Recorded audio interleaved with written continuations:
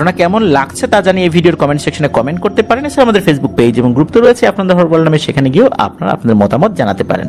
যারা আমাদের ফেসবুক পরিবারের সদস্য হননি তারা অনায়াসেই আমাদের ফেসবুক পেজ এবং গ্রুপে সদস্য হয়ে যেতে পারবেন। এই দুটো লিঙ্কও আমরা আমাদের ভিডিও ডেসক্রিপশনে দিয়ে রেখেছি। চলুন প্রিয় লিসেনার্স, কথা না বাড়িয়ে ঘটনায় চলে যাই। আমাদের এইবারের এপিসোডের প্রথম যে ঘটনাটি, এই ঘটনাটি আমরা পেয়েছি সাব্বির নামক এক ভাইয়ের কাছ থেকে।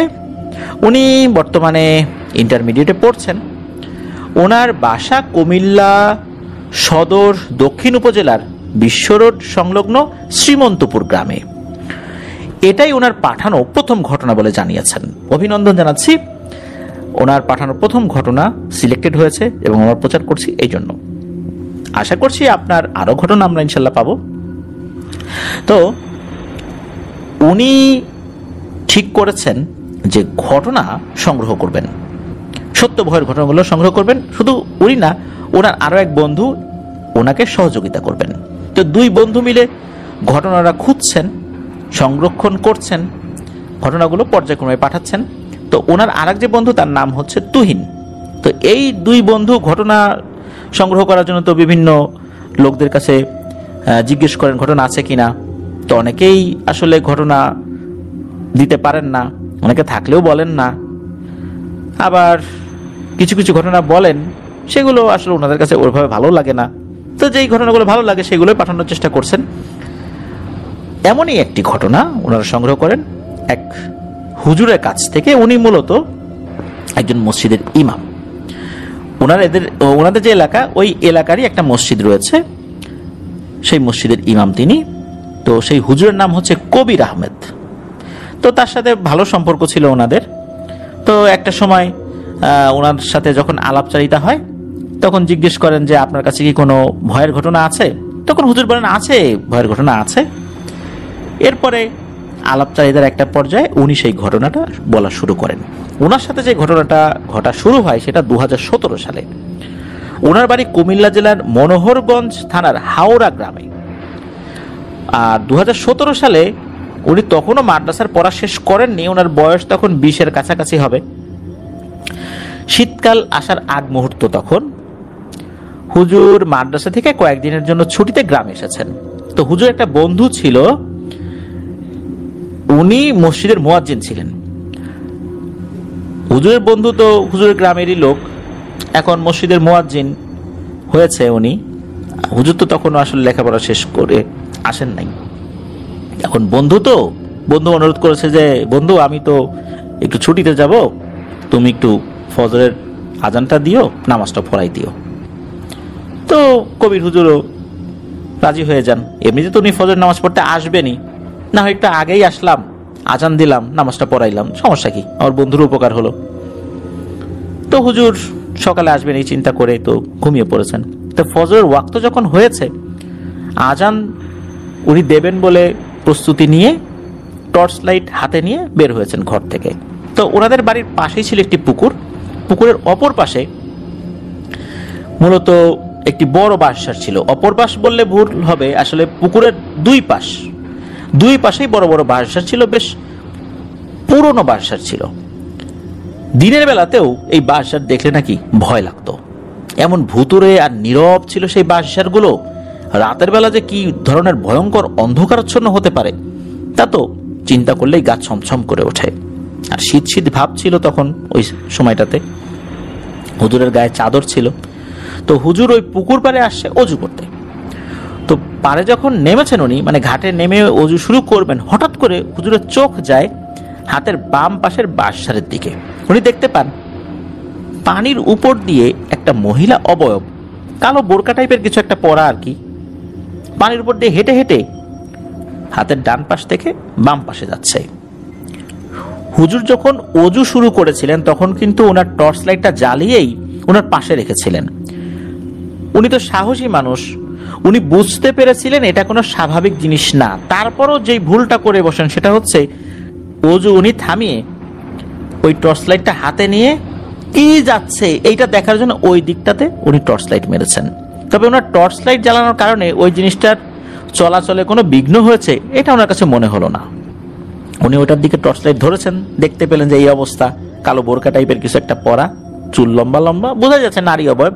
ওই জিনিসটা পানির উপর দিয়ে হাঁটতে হাঁটতে এক পাশ থেকে আর এক পাশে চলে গিয়ে ওই যে বাঁশঝাড়, ওই পাশে যে বাঁশঝাড় রয়েছে ওইটার ভিতরে ঢুকে গেল। এরপরে আর কোনো কিছু না। তো এই জিনিসটা দেখার পর হুজুর যে খুব ভয় পেয়ে ওখান থেকে পালিয়ে যাবেন বিষয়টা এরকম না। হুজুর অজু শেষ করেন, এরপর উনি মসজিদে চলে যান, আজান দিয়েছেন, নামাজ পড়ান। ওনার যে জ্বর টর আসছে এরকম কোনো কিছু না, একদম স্বাভাবিক সবকিছু। কেটে যায় কয়েকটা মাস। এরপর হুজুরের মাদ্রাসায় বার্ষিক পরীক্ষার পর একটা দীর্ঘ ছুটি পড়ে। এই ছুটিতে হুজুর আবার গ্রামের বাড়িতে আসেন। ছুটিটা একটু বড় ছিল। তো কবির হুজুর আবার মাছ ধরার ভয়ঙ্কর নেশা ছিল। তো মাদ্রাসায় পড়ার কারণে তো আর রাতের বেলা বের হয়ে মাছ ধরা হতো না, বাড়িতে আসলে কিন্তু সুযোগ পেলেই এই কাজটি উনি করতেন। তো রাত বিরেতে মাছ ধরার নেশা কিন্তু খুব মারাত্মক। যার এই নেশা আছে সে বুঝতে পারে, এই নেশা যার আছে ঘুম কিন্তু চোখে আর আসে না। তো এমনই এক রাতে এশার নামাজ পড়ে কবির হুজুর মাছ ধরতে যাবেন বলে ঠিক করেছেন, মাছ ধরতে বেরও হবেন। তো বের হওয়ার সময় হুজুর ট্যাটা নিতে ভুল করেন নাই। তো ট্যাটাটা নিয়েছেন উনি ওনাদের এলাকার খালের দিকে যে রাস্তাটা ছিল ওইদিকে যান, তারপরে মাছ ধরা শুরু করেন, কিন্তু তেমন কোনো মাছ উনি পাচ্ছিলেন না। তারপরে উনি আসেন ওই যে কয়েক মাস আগে যেই পুকুরে একটা মহিলা অবয়ব দেখেছিলেন, কিছুটা ভয় পেয়েছিলেন, ওখানে আসে। তো ওখানে আসার পর চিন্তা করেন যে এখানে মাছ ধরি। তো ওখানেও মাছ ধরার চেষ্টা করছেন। চেষ্টা করতে করতে একটা সময় ওই পুকুরের কিনার দিয়ে তো চেষ্টা করছেন, ওই করতে করতে যে বাঁশঝাড় যেখানে, ওই বাঁশের একদম নিচে চলে আসছেন। চারদিকে তো ভয়ঙ্কর অন্ধকার। তো উনি হাতের যে টর্চ লাইটটা ছিল ওটা দিয়েই উনি ক্যাটাটা কোনো একটা জায়গায় আঘাত করবেন ওরকম চেষ্টা করছিলেন। তো উনি ওই বাঁশের নিচে যখন চলে আসছেন, উনি টের পান নাই যে উনি হাঁটতে হাঁটতে ওই পুকুরের পার ঘেঁষে হাঁটতে হাঁটতে ওই বাঁশের নিচে চলে আসছেন। ওনার তো আসলে মাছ খুব একটা উঠছিল না। হঠাৎ করে ওনার শরীরটা কেমন যেন ভারী হয়ে গেল। মনে হলো ওনার পা ফেলতে কষ্ট হচ্ছে, হাত তুলতে কষ্ট হচ্ছে, ছোট ছোট জিনিস ওনার কাছে অনেক ভারী মনে হচ্ছে, আর মাথাটা ঝিমঝিম করছে ওনার। উনি বুঝতে পারলেন এখন আর উনি মাছ ধরতে পারবেন না। উনি ওই সময় অবশ্য কোনো প্যারানরমাল কোনো আঁচ করতে পারেন নাই যে প্যারানরমাল কোনো বিষয়ের কারণে এরকমটা হচ্ছিল কিনা। উনি চিন্তা করছেন তোমার শরীর খারাপ লাগছে। তো ওই সময় উনি আর মাছ ধরেন না, বাসায় চলে আসেন। পরের দিন উনি ওনার বাড়ির সামনে বসেছিলেন। হঠাৎ করে মনে হলো যে হুজুরের গায়ে কেউ পানি ছিটা দিচ্ছে, কিন্তু শরীরে হাত দিয়ে দেখেন শরীরে কোনো পানি নাই, সবকিছু স্বাভাবিক। হুজুর চিন্তা করেন মনের ভুল। তো সেদিন তিনি চলে যান। পরের দিন সেম কাহিনী, হুজুরের বাড়ির সামনে বসে আছেন, আবারও কে যেন তার গায়ে পানি মারছে। এইভাবে টানা 3-4 দিন হুজুরের সাথে একই ঘটনা ঘটে। এরপর তিনি পঞ্চম দিন ওনার মায়ের সাথে ব্যাপারটি শেয়ার করেন। ওনার মা বললেন যে তুই কেন বলিস নি এ কথা আমাকে।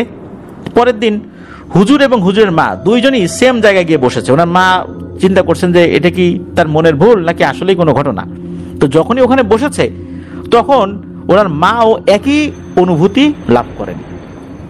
ওনার মাও বুঝতে পারে ওনার শরীরে কেউ পানি মারছে, আর যে হুজুর তার শরীরে পানি মারছে। তখন ওনার মা বলেন যে দ্রুত বাসায় চলে যা, দেখি কি করা যায়। এইটা বলে দুজনই ওখান থেকে চলে আসেন। রাতের বেলা কবির হুজুরের বাবার সাথে যখন কবির হুজুরের মা এবং কবির হুজুর বিষয়টা শেয়ার করেন, ওনার বাবা এগুলো আসলে পাত্তা দেন না, বলে আরে এ কিছু না, মনের ভুল টুল হয়েছে আর কি, অন্য কোনো কিছু। এর কয়েকদিন পর একদিন সকালবেলা ওনার বাবা গোয়াল ঘর থেকে একটি গরু নিয়ে একটি গাছের নিচে বাঁধবেন। হঠাৎ করে ওনার বাবা বুঝতে পারেন কেউ তার গায়ে পানি ছিটা মারছে, কিন্তু গায়ে কোনো পানির অস্তিত্ব উনি দেখতে পাচ্ছেন না। অনবরত পানির ছিটা গায়ে এসে পড়ছে তো পড়ছেই। এরপর ওনার বাবা বুঝতে পারেন যে তার স্ত্রী এবং তার ছেলে অর্থাৎ কবির হুজুর এবং কবির হুজুরের মা তারা তো ভুল কিছু বলে নাই, এটা তাদের মনের ভুল না, তার তো ওই সময় গুরুত্ব দেওয়া উচিত ছিল। তখন উনি তাড়াতাড়ি বাসায় চলে আসেন এবং এসে বলেন যে তোমরা তো যা বলছিলে সবই ঠিক, আমিও তো এই জিনিসটা আজকে অনুভব করছি। তো এরপর থেকে কবির হুজুর সব সময় দোয়া দরুদ পড়ে শরীর বন্ধ করে চলাচল করতেন। আগে তো মাঝে মাঝে করতেন, 5 ওয়াক্ত নামাজের পরে করতেন, কিন্তু যখনই ঘর থেকে বের হতেন সাথে সাথে আলাদাভাবে রুকিয়া করে শরীরটা বন্ধ করে নিতেন। এরপরে আল্লাহর রহমতে ওনার সাথে তেমন কোনো সমস্যা হচ্ছিল না। এরপর চলে আসি 2024 সালে। তো এই যেই গ্রামটা আমাদেরকে যিনি ঘটনা পাঠিয়েছেন সাব্বির ভাই, ওনার যে গ্রাম শ্রীমন্তপুর, এই শ্রীমন্তপুর গ্রামে হুজুর ইমাম হিসাবে আসছেন। হুজুর তখন বিয়ে করেছেন, 3 মাসের মতো হয়েছে উনি বিয়ে করেছেন। ওনার স্ত্রীকে নিয়ে এই গ্রামেরই একটি বাসায় ভাড়া নিয়েছেন। তো প্রথমে কিছু মাস ভালোই ছিল সবকিছু।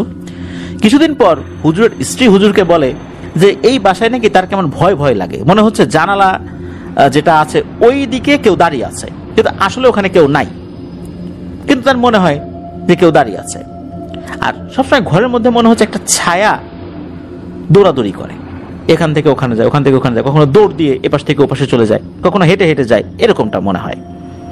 আবার ওয়াশরুমে গেলে মনে হয় ওয়াশরুমের ভিতরে কেউ দাঁড়িয়ে আছে। এটা একটা বিব্রতকর একটা অবস্থা।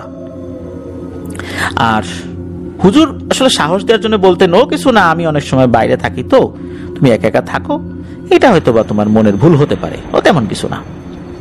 হুজুর কিন্তু বিষয়টা কিছুটা বুঝতে পেরেছিলেন, কিন্তু ওনার স্ত্রীকে তো ওইভাবে বললে ওনার স্ত্রী একা থাকে অনেক সময় ঘরের ভিতরে, ভয়টাই পেতে পারেন, এই জন্য কিন্তু উনি এই বিষয়টা ওইভাবে বলেন নাই। তবে হুজুর বলেছিলেন যে তুমি তো কোরআন শরীফের অনেক আয়াতই মুখস্থ করেছো, যখনই এরকম কিছু হবে তখন তুমি কোরআন শরীফের আয়াতগুলো পড়তে থাকবা, দেখবা যে আর কিছু নাই। তাই এভাবে বেশ কয়েকদিন কেটেও যায়। হুজুর যেই জায়গাটাতে বাসা ভাড়া নিয়েছিলেন ওই জায়গাটা নাকি সারাদিন অন্ধকারের মতো থাকে, ঘন গাছপালা আছে, তো দিনের বেলা একদম ঠান্ডা থাকে, সূর্যের আলো খুব একটা বেশি পড়ে না, আর রাতের বেলা তো কেমন ছমছমে পরিবেশ পরিস্থিতি হবে, এটা তো লিসেনাররা বুঝতেই পারছেন। যাই হোক, এক রাত্রে হুজুর এশার নামাজে যাবেন বলে বের হয়েছেন, মাগরিবের নামাজ পড়ে বাসায় আসছেন, আবার এশার নামাজ পড়ানোর জন্য যাবেন।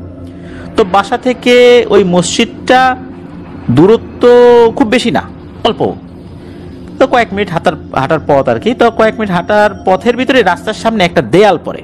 তো হুজুরের হাতে থাকা যে লাইটটা ছিল ওই লাইটটা ধরে তো উনি যাচ্ছিলেন। তো ওনার কাছে মনে হলো একটা লম্বা অবয়ব ওই দেয়ালের ওখানে দাঁড়িয়ে আছে, আনুমানিক প্রায় 10 ফুট লম্বার মতো হবে, কালো আলখেল্লা টাইপের কিছু একটা পরা, আর তার হাতে একটা ছাতি, বড় ছাতির মাথাগুলো চোখা হয় না, তো মনে হচ্ছে এই ছাতিটা সে তার মাথার উপরে ধরা না, এই ছাতিটার চোখা অংশ দিয়ে দেয়ালে কিছু একটা লেখার চেষ্টা করছে। হুজুর যখন দেখলেন যে এই অবয়বটার উচ্চতা প্রায় 10 ফুটের মতো, হুজুর তো বুঝতে পেরেছেন যে সর্বনাশ, এইটা এইখানে চলে আসছে, ঘটনা কি। হুজুর তো ভয়ে দোয়া দুরূদ পড়া শুরু করেছেন।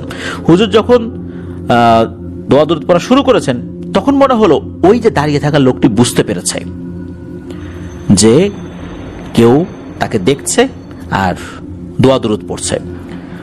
ওই লোকটা তখন হুজুরের দিকে না তাকিয়েই সামনের রাস্তা দিয়ে হেঁটে সোজা চলে যায়। হুজুর তো সাহসী মানুষ, তারপর ওই দিন উনি মারাত্মক ভয় পেয়েছিলেন। উনি যথারীতি এশার নামাজ পড়ানোর জন্য চলে যান কোনো সমস্যা ছাড়াই।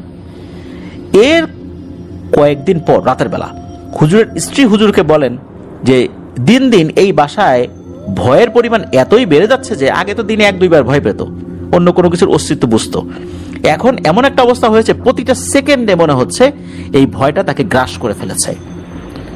হুজুর যখন বাসায় থাকে তখনও মনে হয়, আগে তো হুজুর বাসায় থাকলে মনে হতো যে কিছু নাই, এখন হুজুর থাকলেও মনে হয়, না থাকলেও মনে হয়।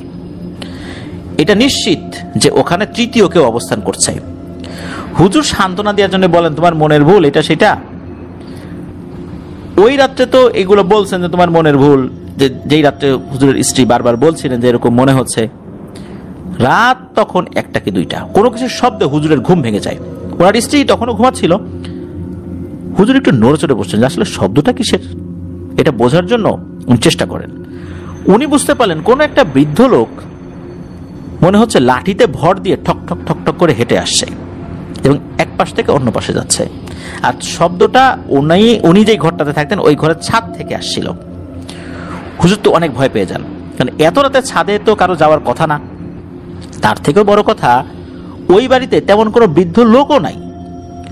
হুজুর শরীর বন্ধ করে আবার শুয়ে পড়েন এবং ওনার স্ত্রীকেও ফু দিয়ে দেন, কিন্তু হুজুর তো ঘুম আসছে না, ভয় পেয়েছেন মারাত্মক। এরপর উনি আবার শব্দ একটা শুনতে পান। এবার মনে হলো ছাদে কেউ নূপুর পরে নাচছে। শব্দটা আসলে কিন্তু বেশি জোরে হওয়ার কথা না, নূপুরের শব্দ কি খুব বেশি জোরে হয়, কিন্তু মনে হচ্ছে নূপুরের শব্দটা এত জোরে হচ্ছে যে ওনার কানের তালা ফেটে যাবে। আর শব্দটা জোরে থেকে আরো জোরে হচ্ছে, আরো জোরে হচ্ছে। এত শব্দে যার ঘুম খুব গভীর তারও ঘুম ভেঙে যাবে, কিন্তু ওনার স্ত্রী কিন্তু গভীর ঘুমে আচ্ছন্ন, তখন সে যেন কিছু শুনতে পাচ্ছেন না। হুজুর কিন্তু তার স্ত্রীকে ডাক দেন নাই, সে তো ভয় পেয়ে যেতে পারে। হুজুর কোন রকমে ফজরের আজানের জন্য অপেক্ষা করছেন, যেহেতু ওইখানে মুয়াজ্জিন সাহেব ছিলেন, আজান দিতেন, ওনার আজান দেওয়ার দায়িত্ব ছিল না। তো কোন রকমে ফজরের আজানের জন্য অপেক্ষা করেন। ওই রাতে হুজুরের ঘুমই হয় নাই। ফজরের আজান দিতেই তিনি বাড়িওয়ালাকে ডাকেন। বাড়িওয়ালা তখন গভীর ঘুমে আচ্ছন্ন। বাড়িওয়ালাকে বলেন যে, ভাই আমি এই বাসার এক মুহূর্ত থাকতে পারবো না, আমার অবস্থা ভালো না, আমার ওয়াইফের অবস্থা আরো ভালো না, আমি বাসার বাইরে গেলে নিশ্চিত আমার ওয়াইফ হার্ট ফেল করবে ভয়ে। তো মাসের মাঝে এমন কথা বললে কি হয়? 1 মাস আগে তো বলে রাখতে হবে। হুজুর এতটাই ভয় পেয়েছেন, তিনি বলেন দরকার হলে উনি আরো 1 মাসের অ্যাডভান্স উনি দিয়ে দেবেন, তারপরেও এই বাড়িতে উনি একদিনও থাকতে পারে না।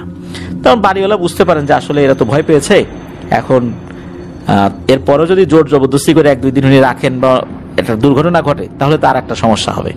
এই জন্য বাড়িওয়ালা বলেন যে, ভাই আপনার বাড়তি ভাড়া দেওয়া লাগবে না, আপনি যান, কোনো সমস্যা নেই, আপনার জন্য শুভকামনা রইল। তো হুজুর তার স্ত্রীকে ডেকে বলে, সব জিনিসপত্র গুছাও, আমি ফজরের নামাজ পড়ে এসেই বাড়িটা ছাড়বো। তারপর ফজরের নামাজ পড়ে উনি এসে দেখেন যে ওনার স্ত্রী গোছগাছ করছে, উনিও গোছগাছে হাত লাগান। এরপর বাইরে বের হন বাসা ঠিক করবেন বলে। আসলে বাসা ঠিক না করেই ছাড়তে বাধ্য হয়েছেন। তবে আল্লাহর রহমতে উনি ওই মসজিদের হাঁটার পথের মধ্যেই আর একটা নতুন বাসা পেয়েও যান আল্লাহর রহমতে। তো নতুন বাসায় ওই দিনই উনি উঠে যান। দিনকাল ভালোই যাচ্ছিল আল্লাহর রহমতে, সপ্তাহখানেক পার হয়ে যায়, এর মধ্যে কোনো সমস্যা হয় নাই। তো এর মধ্যে হয় কি, মসজিদের যিনি মুয়াজ্জিন সাহেব উনি ছুটিতে বাড়ি গিয়েছেন। এখন ফজরের আজান দেওয়ার দায়িত্বটা মুয়াজ্জিন সাহেব ওনাকে দিয়ে যান, কারণ এটা ওইভাবে মিউচুয়াল করে নিতে হয়। অনেক সময় দেখা যাচ্ছে যে ইমাম সাহেব নাই, তখন মুয়াজ্জিন সাহেব আজানও দেন, নামাজও পড়ান। এখন মুয়াজ্জিন সাহেব যদি না থাকেন, তাহলে তো এটা একটা নৈতিক দায়িত্ব যে ইমাম সাহেব মুয়াজ্জিন সাহেবের দায়িত্বটা পালন করবেন যদি অন্য কোনো লোক না থাকে। সেক্ষেত্রে এইভাবে মিউচুয়াল করে অনেক জায়গায় এটা হয়ে থাকে। তো এখন গ্রামের মসজিদ, আর লোকজন কোথায় পাবেন? হুজুরকে তো আজান দিতে হবে। তো আজান যেহেতু দিতে হবে, ওনাকে তো একটু আগেই উঠতে হবে ফজরের সময়। তো উনি একটু আগে উঠে বেরিয়ে পড়েন আজান দেওয়ার জন্য। তো ওনার বাসা থেকে মসজিদের দূরত্ব কয়েক মিনিটের পথ। তো মাঝেই পড়ে একটা পুকুর, পুকুরের পাশে লাগোয়া হাঁটার রাস্তা, তার পাশে লাগোয়া একটি বড় পরিত্যক্ত বাগান, যেখানে দিনের বেলাও সাধারণত কেউ যেতে চায় না। মাঝে মধ্যে রাতে মানুষ ভয় পেত এই বাগানের সামনে। হুজুর তো তার সাধারণ গতিতেই ধীরে ধীরে হেঁটে যাচ্ছেন। চাঁদের আলো মোটামুটি ভালো ছিল, চারদিকে অনেক নীরবতা, নিস্তব্ধতা, কোনো মানুষও দেখা যাচ্ছে না, এমনকি কোনো কুকুর বা অন্য কোনো প্রাণীরও ডাক শোনা যাচ্ছে না। ঝিঝি পোকার ডাকও তখন ছিল না। তো উনি তো যাচ্ছেন, ওনার হাতের টর্চ লাইট ছিল, আস্তে আস্তে টর্চ লাইট নিয়ে এগিয়ে যাচ্ছেন। তো যখন ওই যে পুকুরের পাশে যে বাগান, ওইটার কাছে আসছেন, তখন হুজুরের শরীরটা কেমন যেন ভারী হয়ে যায়। তখন উনি বুঝতে পারেন যে কোনো একটা অশুভ কিছু নজর দিয়েছে ওনার উপর। হুজুর চিন্তা করলেন, যা কিছুই হোক এই বাগানের দিকে উনি তাকাবেন না, উনি সোজা হেঁটে চলে যাবেন। যেই না বাগান পার হবেন, হুজুর কোনো এক অজানা কারণেই উনি বাগানের দিকে তাকিয়ে ফেলেছেন। তখন উনি দেখতে পান একটা লম্বা অবয়ব, প্রায় 10-11 ফুটের মতো উচ্চতা হবে আনুমানিক। শরীরটা আসলে কালো ধোয়ার মতো, এটা কালো আলখেল্লা পরা না, মনে হচ্ছে একটা ধোয়ার মতো, একটা ধোয়ার কুণ্ডলীর মতো, কিন্তু একটা মনুষ্য অবয়ব। ধোয়া যেরকম কিছু কিছু জায়গায় ফুলে থাকে, এরকম হয় না, মেঘের মতো আর কি। কোন কোন মেঘ মনুষ্য আকৃতি ধারণ করলে পরে আকাশ আমরা কিরকম দেখি, মনে হচ্ছে ওই রকম কিছু একটা। তবে এর লাল দুটো চোখ রয়েছে, এই চোখগুলো জল জল করছে, আর বড় বড় চোখে ওনার দিকে তাকিয়ে আছে। এটা দেখে উনি এত ভয় পেয়েছেন যে ওনার মাথা শরীর কোনো কিছুই কাজ করছে না। হুজুর এবং ওই অভাবটা দুজনের দিকে তাকিয়ে আছে। তারপর ওই অভাবটা কি করে, হঠাৎ করে একটা মোটা গাছ এমন ভাবে নাড়ানো শুরু করে যা কোনো শক্তিশালী মানুষও পারবে না। 15-20 জন মানুষ মিলে হয়তো ওই গাছটা নাড়াতে পারবে, কিন্তু ওই অভাবটা ওই গাছটাকে এত জোরে ঝাঁকুনি দিচ্ছে যে মনে হচ্ছে গাছটা শিকড় থেকে উপড়ে পড়ে যাবে। কিছুক্ষণ যাওয়ার পর হুজুরের মাথায় কাজ করে, আরে আমি এটা কি দেখতেছি। তখন আর সেন্স ফেরত আসে যে আমি তো ভয়ঙ্কর একটা জিনিস সামনে নিয়ে দাঁড়িয়ে আছি। হুজুর তো দোয়া দুরুদ পড়ে দিয়েছেন এক দৌড় উনি মসজিদের সামনে চলে আসেন। ওইখানে অবশ্য অনেক লাইট ছিল চতুর্দিকে। উনি তাড়াতাড়ি করে ওযু করেন, তারপরে আজান দিয়ে মসজিদের মধ্যে অপেক্ষা করতে থাকেন ফজরের নামাজের সময় হওয়ার জন্য। ফজর নামাজের সময় হয়ে যায়, আরো কিছু মুসল্লিরা আসে, এরপর নামাজ শুরু করেছেন। তো এই ঘটনার পর শুরু হয় নতুন করে আরো একটা সমস্যা, মানে হুজুরের বাসায় সমস্যা, নতুন যে বাসা নিয়েছেন সেখানে। তো এক রাতে হুজুর আর ওনার স্ত্রী ঘুমাচ্ছিলেন, হঠাৎ করেই তাদের দুজনের একসাথে ঘুম ভেঙে যায়। মনে হচ্ছে ছাদে খেলাধুলা হচ্ছে। তখন তারা কথা মানে নিজেদের মধ্যে বলা বলি শুরু করেন যে নতুন বাসায় আবার এই সমস্যা শুরু হইলো, আগের বাসায় তো এই জন্য ছেড়ে দিলাম, এখন নতুন বাসায় তো এই সমস্যা শুরু হলো। আসলে বাসার সমস্যা না, সমস্যা তো আমাদের সাথে। এর মধ্যে কি হয়, এই খেলাধুলার আওয়াজ মনে হচ্ছে বেড়ে যাচ্ছে বেড়ে যাচ্ছে। একটা পর্যায়ে টিকতে না পেরে ওই রাতের বেলায় বাড়িওয়ালাকে কল করেন, বাড়িওয়ালা চলে আসে। বাড়িওয়ালা জিজ্ঞেস করেন কি হয়েছে, বলে সাদেক কারা যেন খেলাধুলা করছে। বাড়িওয়ালা বলে কই আমি তো কিছু শুনি নাই, আচ্ছা যেহেতু ডেকে আনছেন চলেন যাই। তখন এই হুজুর আর বাড়িওয়ালা ওনার ছাদের দিকে ওঠেন। ছাদের যে দরজাটা এটা লক করা ছিল, তো তালা খুলে যখন ওনার ছাদে গিয়েছেন দেখেন কেউ নেই, পুরো ছাদ ফাঁকা। এরপর বাড়িওয়ালা নিচে চলে যায়, ওনারাও মানে হুজুর এবং ওনার স্ত্রী দোয়া করে আবার যখন শুতে যাবেন আবারও শুরু হয় সেই সমস্যা। আবার ছাদের জন্য কারা খেলাধুলা করছে, দৌড়াদৌড়ি করছে, ধুমধাম আওয়াজ হচ্ছে। তো এবার আর বাড়িওয়ালাকে আর ডাকেন নাই, বুঝতে পারছেন সমস্যা কি। বাড়িওয়ালাকে ডেকে আনলেও কোনো লাভ হবে না, এই সমস্যা চলতেই থাকবে। তো হুজুর আল্লাহ তাআলার কাছে অনেক সাহায্য প্রার্থনা করেন যে আল্লাহ আমার যদি কোনো ভুল হয়ে থাকে ক্ষমা করে দাও, এই সমস্যা থেকে হেফাজত করো। ওনার স্ত্রী বাসায় একা থাকে, না জানি কখন কি সমস্যা হয়ে যায়। তখন এভাবেই আল্লাহর কাছে প্রার্থনা করতে থাকেন, অনেক কান্নাকাটি করেন আল্লাহর কাছে, তাহাজ্জুদের নামাজ পড়ে আল্লাহর কাছে কান্নাকাটি করতে থাকেন। এরপর এক রাতে হুজুর স্বপ্নে দেখেন কিছু ছোট বাচ্চারা খেলাধুলা করছে। উনি তাদের সামনে এগিয়ে যান এবং বলেন, বাবারা তোমরা এখানে খেলা করো না, আমাদের থাকতে সমস্যা হয়, ঘুমাতে সমস্যা হয়। এ কথা বলার পর এই বাচ্চাগুলো খেলাধুলা বন্ধ করে দেয়। অনেকটা মন খারাপ করে হুজুরের দিকে তাকিয়ে থাকেন। তাদের মন খারাপ করে তাকিয়ে থাকা দেখে হুজুর অনেক মায়া হয়। এরপর এই বাচ্চাগুলো মন খারাপ করে সেখান থেকে চলেও যান। সকালে হুজুর ঘুম থেকে উঠে ওনার স্ত্রীর সাথে বিষয়টা শেয়ার করেন। তারপর দিন থেকে আল্লাহর রহমতে ছাদে আর খেলাধুলার শব্দ নাই। এর কয়েকদিন পর ওনার স্ত্রী বলেন ওনার কাছে মনে হয় রুমে কেউ যেন হাঁটাহাঁটি করে। এরপর হুজুর মনে করেন যে এই বিষয়টা নিয়ে তো তার স্ত্রী অনেক ভয়ে আছেন, এই জন্য হয়তো বা এই ধরনের কিছু মনে হয়। এর কয়েকদিন পর ওনার স্ত্রীকে নিজের গ্রামে পাঠিয়ে দেন। এরপর নতুন আর একটা বাসা নেন। তো ঘটনাটা এ পর্যন্তই। এর পরে আরো কোনো ঘটনা হয়েছিল কিনা এই বিষয়ে হুজুর এই বিষয়ে আসলে ওরকম কোনো বিস্তারিত বলেন নাই। তবে ওই যে উনি পুকুর পাড়ে অজু করার সময় যে ভুলটা করেছিলেন সেটা হচ্ছে উনি বুঝতে পেরেছিলেন এটা একটা জিন। এরপরে ওই দিকটাতে উনি টর্চ লাইট মেরেছিলেন, যেটা করা উচিত হয়নি, এরকম করা উচিত না। উনি বুঝতে পারার পরেও যেহেতু এই কাজটি করেছিলেন, হয়তোবা এই কারণে সমস্যাটা হয়েছে। আবার উনি স্বপ্নের মধ্যে ওই বাচ্চাদেরকে খেলতে না বললেন, এরা চলে গেল, এরপর খেলাধুলা বন্ধ হয়ে গেল। এটার সাথে ওইটারও কোনো সম্পর্ক আছে কিনা এটা বলা খুব মুশকিল। এই জন্য অনেক ঘটনা আসলে মেলানো যায় না যেটা কি কারণে হয়েছে, এটা রহস্যই রয়ে যায়। এটা তেমনই এক রহস্যময় ঘটনা। ধন্যবাদ জানাচ্ছি আমাদেরকে ঘটনা পাঠিয়েছেন সাব্বির এবং তুহিন ভাই দুজনকেই। আশা করছি আপনাদের যৌথ প্রয়াসে আমরা আরো নতুন নতুন সত্য ভয়ের ঘটনাগুলো আপনাদের ওয়ার্ল্ডের লিসেনারদের জন্য উপস্থাপন করতে পারবো ইনশাল্লাহ। চলুন প্রিয় লিসেনার্স, আমরা চলে যাব আমাদের থার্ড রাইটের 159তম আয়োজনে নতুন আরো একটি ঘটনায়।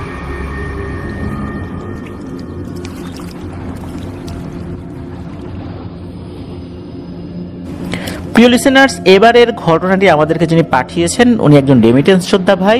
উনি বর্তমানে মালয়েশিয়াতে রয়েছেন। ওনার নাম শাহাদাত হোসেন। ওনার দেশের বাড়ি মুন্সিগঞ্জ জেলার টঙ্গিবাড়ি উপজেলার পাঁচগাঁও ইউনিয়নের পাঁচগাঁও গ্রামে। ওনার বর্তমান বয়স 27।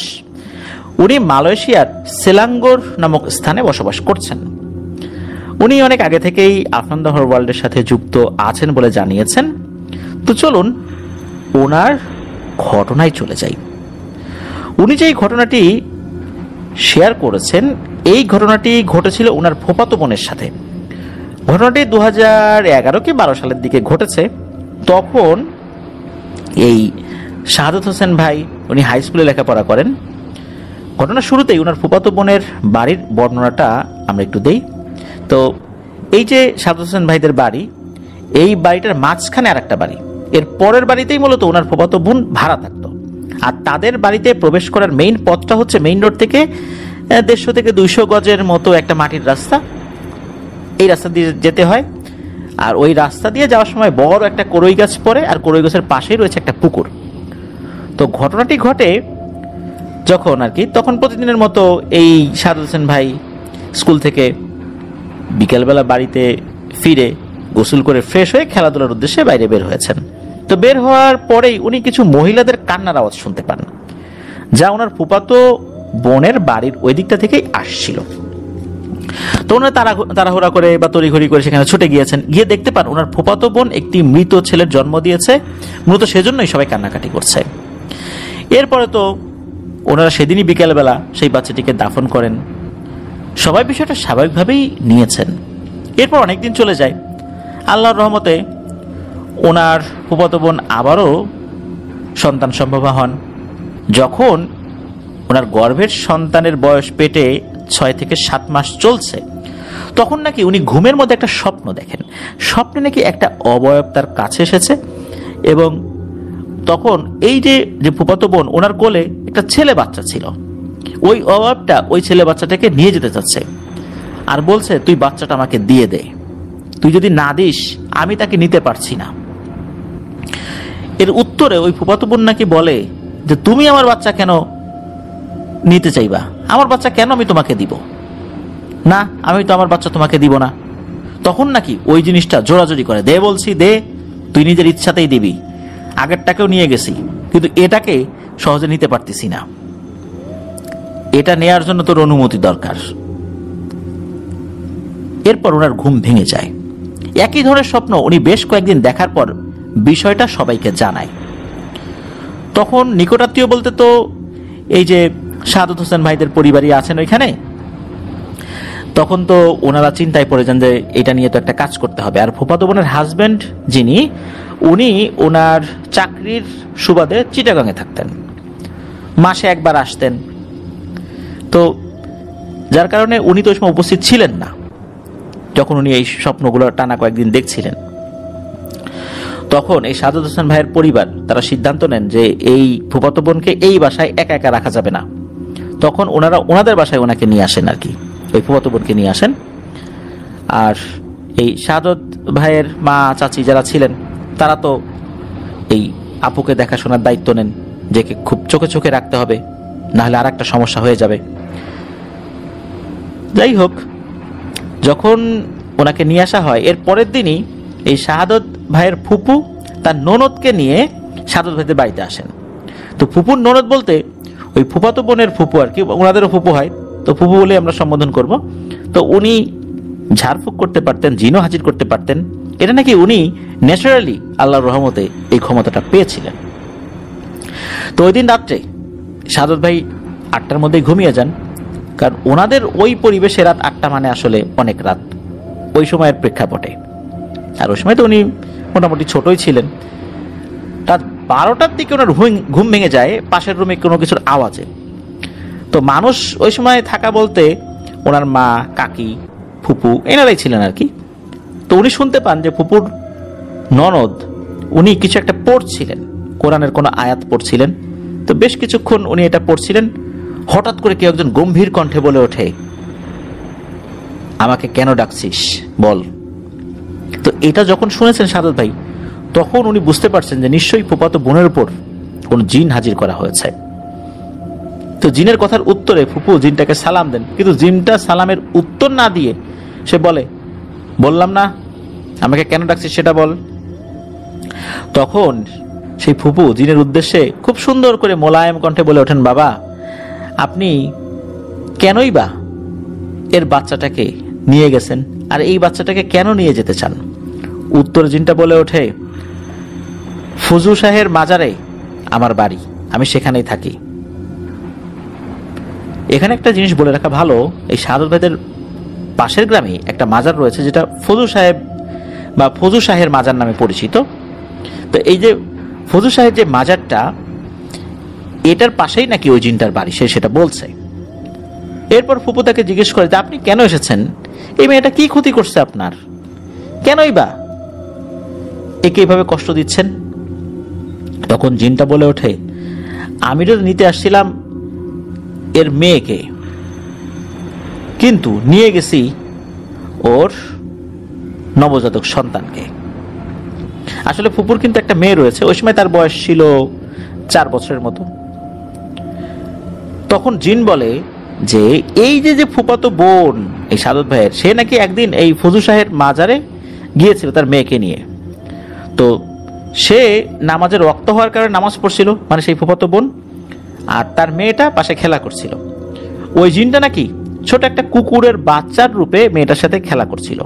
নামাজ যখন শেষ হয়ে যায় তখন এই ফুপাতো বোন দেখে তার মেয়ের পাশে একটা ছোট্ট বাচ্চা কুকুর। তো এটা দেখার পর উনি আসলে অন্য কিছু মনে করেন নাই, দিনের বেলায় এরকম জিনিস দেখছেন, তো স্বাভাবিক বিষয়। তো ফুপাতো বোন তার মেয়েকে নিয়ে ওখান থেকে চলে আসেন, মেয়েটাকে কোলে করে নিয়ে চলে আসেন। ওই সময় নাকি মূলত ওই জিনটাও চলে আসে, কিন্তু আসার পর সে সরাসরি বাড়িতে ঢোকে নাই। ওই বাড়ির সামনে ওই যে কোরই গাছ যেটার কথা বললাম, পুকুরের পাশে একটা কোরই গাছ, এই কোরই গাছে এসে আস্তানা গাড়ে। সে নাকি এই ফুপাতো বোনের, সাদত ভাইয়ের ফুপাতো বোনের অনুমতি ছাড়া সে বাড়িতে প্রবেশ করতে পারছে না। তার নাকি অনুমতি ছাড়া কারো বাসায় প্রবেশ করার সুযোগ নাই, এই জন্য সে ঢুকতে পারে না, কিন্তু দূর থেকেই সে বিভিন্ন কাজ করেছে। তবে একটা সুতায় সে ওই বাড়িতে ঢুকে পড়েছে। সেটা কি? সেটা হচ্ছে কোনো এক সন্ধ্যার আগ মুহূর্তে এই কোরই গাছের সামনে দিয়ে এই ফুপাতো বোনের যে মেয়ে, সে মেয়েটি খেলা করছিল। তো ফুপাতো বোন দেখছে যে তার মেয়ে খেলা করছে, সন্ধ্যা হয়ে গেছে, ডাকছে যে তাড়াতাড়ি আয়, এদিকে আয়, তাড়াতাড়ি আয়। তখন নাকি বিশেষ একটা পদ্ধতিতে ওই মেয়েটার সাথে ঘরে ঢুকে গেছে। তখন কি এমন ঘটেছিল যার কারণে নাকি সে ওই বাড়িতে প্রবেশের অনুমতি পেয়ে যায়, আর মূলত ওই বাচ্চা মেয়েটার সাথে ওই বাড়িতে ঢুকে গেছে। আর ঢোকার পরই মূলত তার গর্ভের সন্তানটিকে সে হত্যা করেছে। এখন পেটের এই সন্তানের উপর তার নজর পড়েছে। তাকে জিজ্ঞেস করা হয় যে কেন এই অনাগত সন্তান আপনি নিয়ে যেতে চান? তখন ওই জিনটা নাকি উত্তর দিয়েছিল যে ডিমওয়ালা ইলিশ মাছ যেমন খুব ভালো লাগে, ঠিক তেমনি কোনো গর্ভের সন্তানদেরকেও নাকি এদের এরকমই ভালো লাগে, এদেরকে খেতে নাকি খুব আনন্দ লাগে তাদের কাছে। এই কথা শোনার সাথে সাথে তো ভয় পেয়ে যান ওনারা। দুনিয়াতে আসার আগেই সে চলে যাবে, একটা বাচ্চাকে মেরে ফেললো। আসলে অপরাধটা কি এর? কোন তো অপরাধ নাই।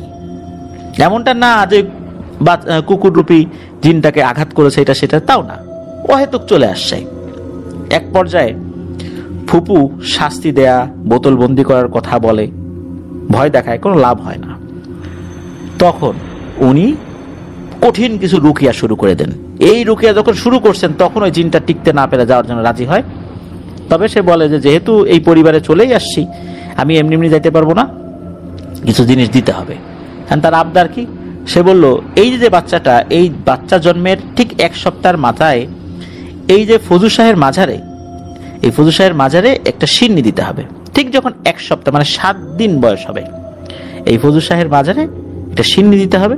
একটি খাসি জবাই করার মাধ্যম দিয়ে সিন্নি পাকাতে হবে এবং ওখানে থাকা যে গরিব দুঃখী তাদেরকে খাওয়াতে হবে। তাহলে সে আর এখানে থাকবে না, এখান থেকে চলে যেতে পারবে, সেও মুক্তি পেয়ে যাবে যেহেতু এখানে ঢুকে পড়েছে, আর এই বাচ্চারও আর কোনো ক্ষতি হবে না। তখন ফুপু উত্তরে বলে যে এরা তো গরিব মানুষ, খাসি টাসি দিতে পারবে না, আপনি অন্য কিছু চান। কিন্তু সে জিন তার সিদ্ধান্তে অটুট থাকে। একটা পর্যায়ে ফুপু সেটা মেনেও নেন, এরপর নাকি সে জিনটা চলে যায়। তো যাই হোক, এরপরেও ফুপু তাকে ঝাড়ফুঁক করেন। এর কিছুদিন পর ফুপাতো বোন আরেকটি ছেলে সন্তানের জন্ম দেন। সত্যি উনার কোলে উনি ঘুমের মধ্যে, ওই যে স্বপ্নের মধ্যে একটি ছেলে সন্তানকে দেখেছিলেন। উনি তখন কিন্তু ওই যে আল্ট্রাসাউন্ড করার নাই, উনি জানতেন না যে ওনার সন্তান ছেলে হবে না মেয়ে হবে, স্বপ্নের মধ্যে এটা উনি দেখেছিলেন আর কি। তো 7 দিনের মাথায় প্রতিশ্রুতি অনুযায়ী সেই কাজটি করা হয়। সবকিছু করার পর আল্লাহর রহমতে আজ পর্যন্ত কোনো সমস্যা হয়নি। এই ফুপাতো বোনের যে সেই বাচ্চা মেয়েটা যার বয়স 4 বছরের মতো ছিল, তার বিয়ে হয়ে গেছে। আর পরবর্তীতে সেই ফুপাতো বোনের আরেকটি কন্যা সন্তান হয়। আলহামদুলিল্লাহ, ওনারা সবাই ভালো আছেন। আর এই যে ফজু শাহ, যিনি, এই ফজু শাহ নাকি একজন আল্লাহ পাগল ব্যক্তি ছিলেন, অনেক বছর আগে ওই গ্রামে এসেছিলেন। উনি কি খুবই ধার্মিক আল্লাহওয়ালা ব্যক্তি, আর ওনার অনেক অলৌকিক কথা জনমুখে শোনা যায়। এমন একটা কথা প্রচলিত আছে যে এক লোক তার সামনে দিয়ে এক কাঁধি পাকা কলা নিয়ে হাঁটে যাচ্ছিল। তখন ফজু শাহ তার কাছে একটি কলা চায়, কিন্তু ওই লোক বলে যে না, কলা দেওয়া যাবে না, কলা নিয়ে যাচ্ছি বিক্রি করতে, তোমাকে দেওয়ার জন্য কি কলা নিয়ে যাচ্ছি নাকি। তখন ওই লোকটা যখন বাজারে গিয়েছেন, ওই কলাটা তার পিঠ থেকে নামিয়েছে, দেখে আরে এ কি, এই কাঁধা, এই আমরা কলার কাঁধি বলি, এই কাঁধিতে সব কলা কাঁচা। তখন তো বুঝতে পারছেন ঘটনা কি হয়েছে। উনি আবার ওই কলা নিয়ে ওই ফজু শাহের কাছে গিয়েছেন, বলছেন আমার ভুল হয়ে গেছে, আপনাকে আমি কলাটা দেই নাই, কাজটা উচিত হয়নি, আপনি আমাকে মাফ করে দেন। তখন ফজু শাহ বলে যা, মাফ করে দিলাম, যা তোর কলা নিয়ে চলে যা বাজারে, যা বিক্রি কর। ওই কাঁচা কলা উনি আবার নিয়ে রওনা দিয়েছেন। বাজারে যাওয়ার পর দেখে যারে এখন তো তার সব কলা পাকা, যেমনটা নিয়ে উনি রওনা দিয়েছেন বাড়ি থেকে। তো এটাই একটা ঘটনা। তো ওনার নামেই মূলত ওই জায়গাটা ফজু শাহের মাজার এরকম নামকরণ করা হয়ে গেছে আর কি। এমনকি ওনার নামে গ্রামেরও নামকরণ করা হয়েছে। তো এটাই ছিল ঘটনা। প্রিয় লিসেনার্স, আসলে অনেক ব্যাপার ঘটে যায় যেটাতে আমাদের কোনো হাত থাকে না, তারপরও হয়ে যায়। আমাদের কোনো অপরাধ নাই, তারপরও এই জিনদের রোশানলে আমাদেরকে পড়তে হয়। প্রিয় লিসেনার্স, ঘটনাটা এটাই ছিল। আশা করছি ঘটনাটি আপনাদের ভালো লেগেছে। তো চলুন আমাদের এবার এপিসোডের পরবর্তী আরো একটি নতুন ঘটনায় চলে যাই।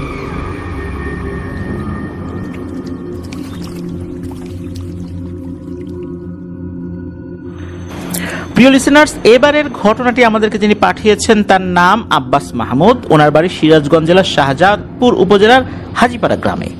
তো চলুন আমাদের এবার থার্সডে রাইটের 159তম আয়োজনের এই ঘটনাটি শুনে আসি।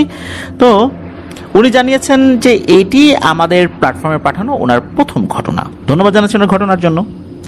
ওনার প্রথম ঘটনাটি সিলেক্টেড, আর সেটি আমরা এখন প্রচার করছি। আমাদের চ্যানেলে যখন 32,000 সাবস্ক্রাইবার্স ছিল তখন থেকেই আমাদের সাথে উনি যুক্ত হয়েছেন বলে জানিয়েছেন। তো চলুন ঘটনা শুরু করি। তো এই ঘটনাটা আসলে বেশ রহস্যময় এবং ভয়ঙ্কর বটে। ঘটনাটি ঘটেছিল শাহজাদপুর থানার বাওই খোলা গ্রামে। ঘটনার সাক্ষী ওনার বড় জ্যাঠা মিয়া। উনি এখনো জীবিত, ওনার বয়স এখন 80+। আর ঘটনাটি যখন ঘটে তখন সময়কাল 1973 কি 74 সাল। ওনার দাদাবাড়ির পাশে একটা বাড়ি ছিল, সেই বাড়ির কর্তার নাম ছিল সন্তেশ মুন্সি, আর তার ছেলের নাম ছিল আফাজ মুন্সি। ঘটনাটা এই আফাজ মুন্সির সাথেই। তখন ছেলেটা ক্লাস 7-এ বা 6-এ বা এই টাইপের কোন একটা ক্লাসে পড়তো আর কি, নির্দিষ্ট করে বলা যাচ্ছে না, তবে 7 থেকে 8, 6 এরকম কোন একটা ক্লাস হবে আর কি। তো সেই বাড়ির সামনে ছিল একটা গাব গাছ।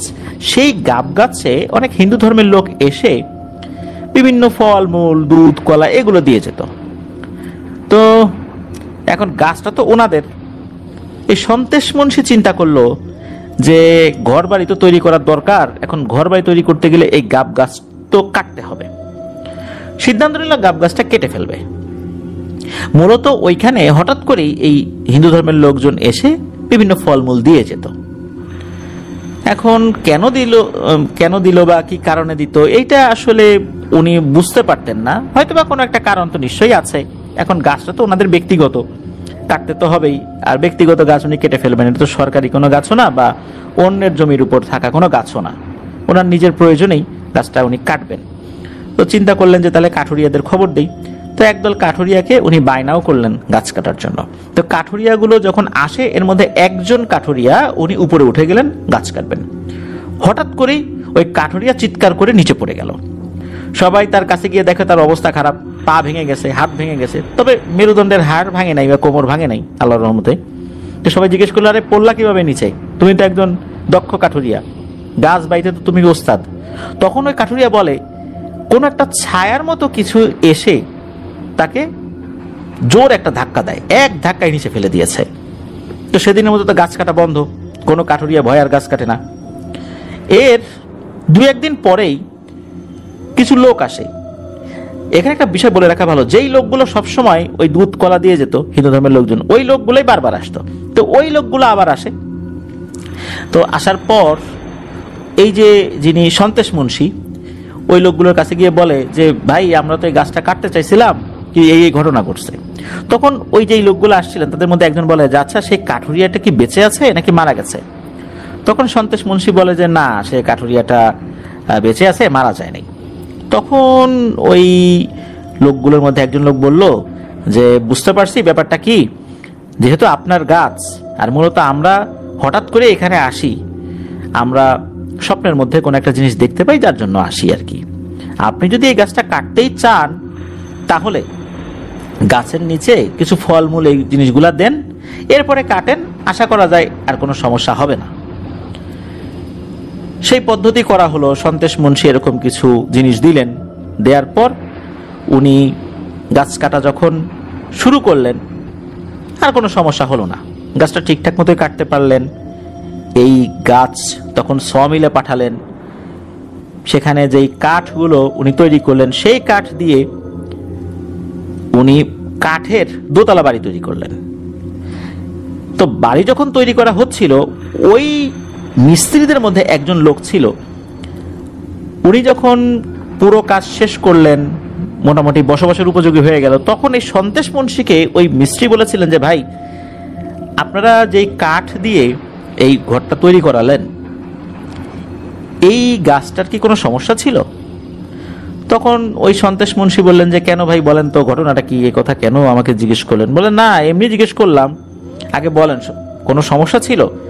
তখন ওই সন্তেশ মুন্সি বলেন যে হ্যাঁ এরকম একটা সমস্যা ছিল, তারপরে আমরা এই করছি, এরপরে গাছটা কেটে ফেলছি। তখন ওই মিস্ত্রি বলেন যে দেখেন ভাই, আমি টুকটাক কবিরাজি জানি, ঝাড়ফুঁক জানি, তবে এটা আমার পেশা না। আমি মূলত মিস্ত্রি, এটাই আমার পেশা, এখান থেকে যা উপার্জন করি সেটা দিয়ে আমি আমার পরিবারের চালাই, এইভাবেই আমরা চলছি।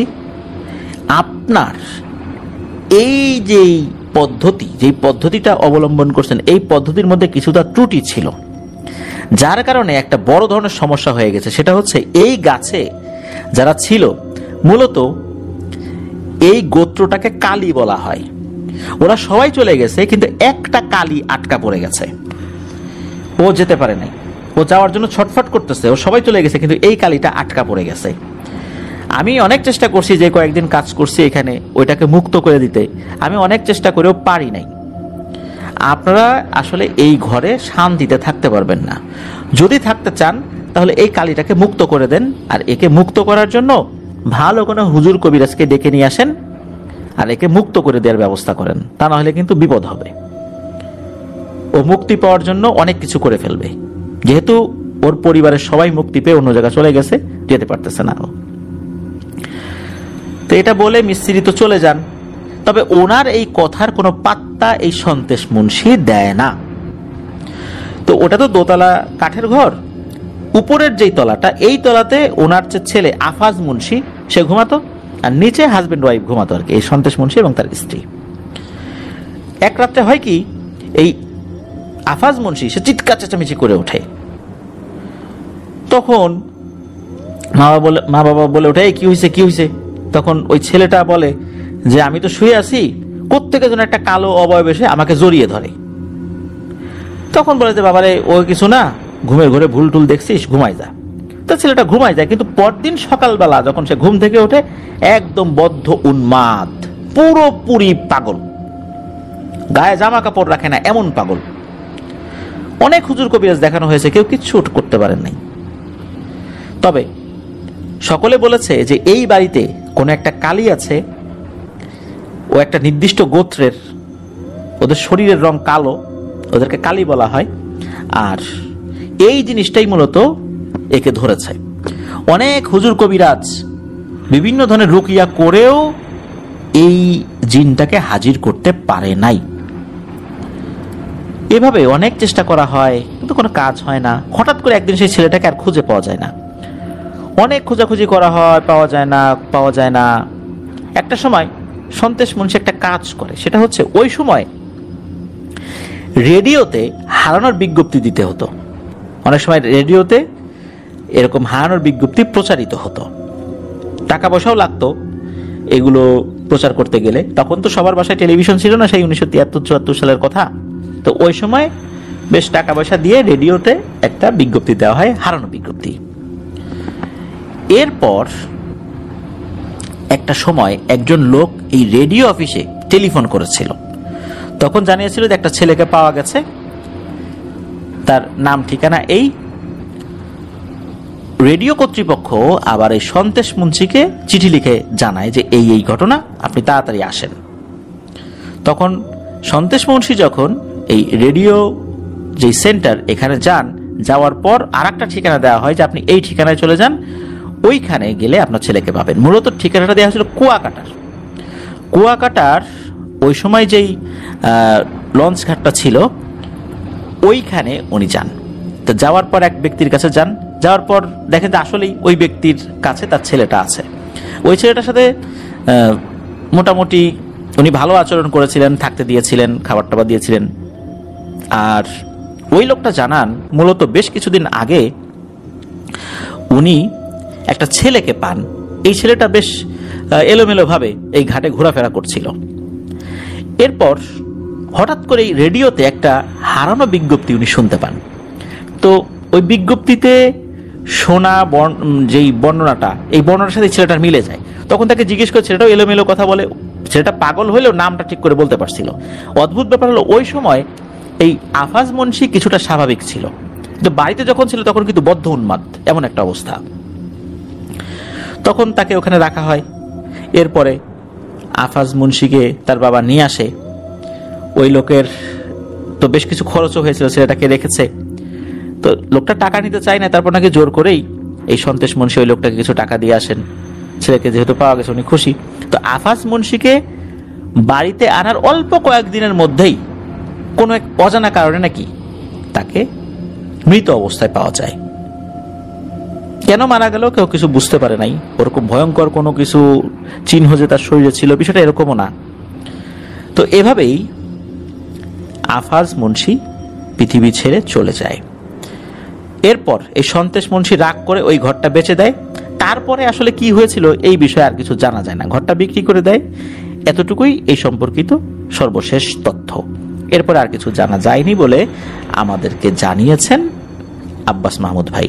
ধন্যবাদ জানাচ্ছি আব্বাস মাহমুদ ভাইকে রহস্যময় অথচ মর্মান্তিক এই ঘটনার জন্য। প্রিয় লিসেনার, চলে যাব আমাদের এবার থার্সডে নাইটের 159তম আয়োজনের পরবর্তী আরো একটি নতুন ঘটনায়।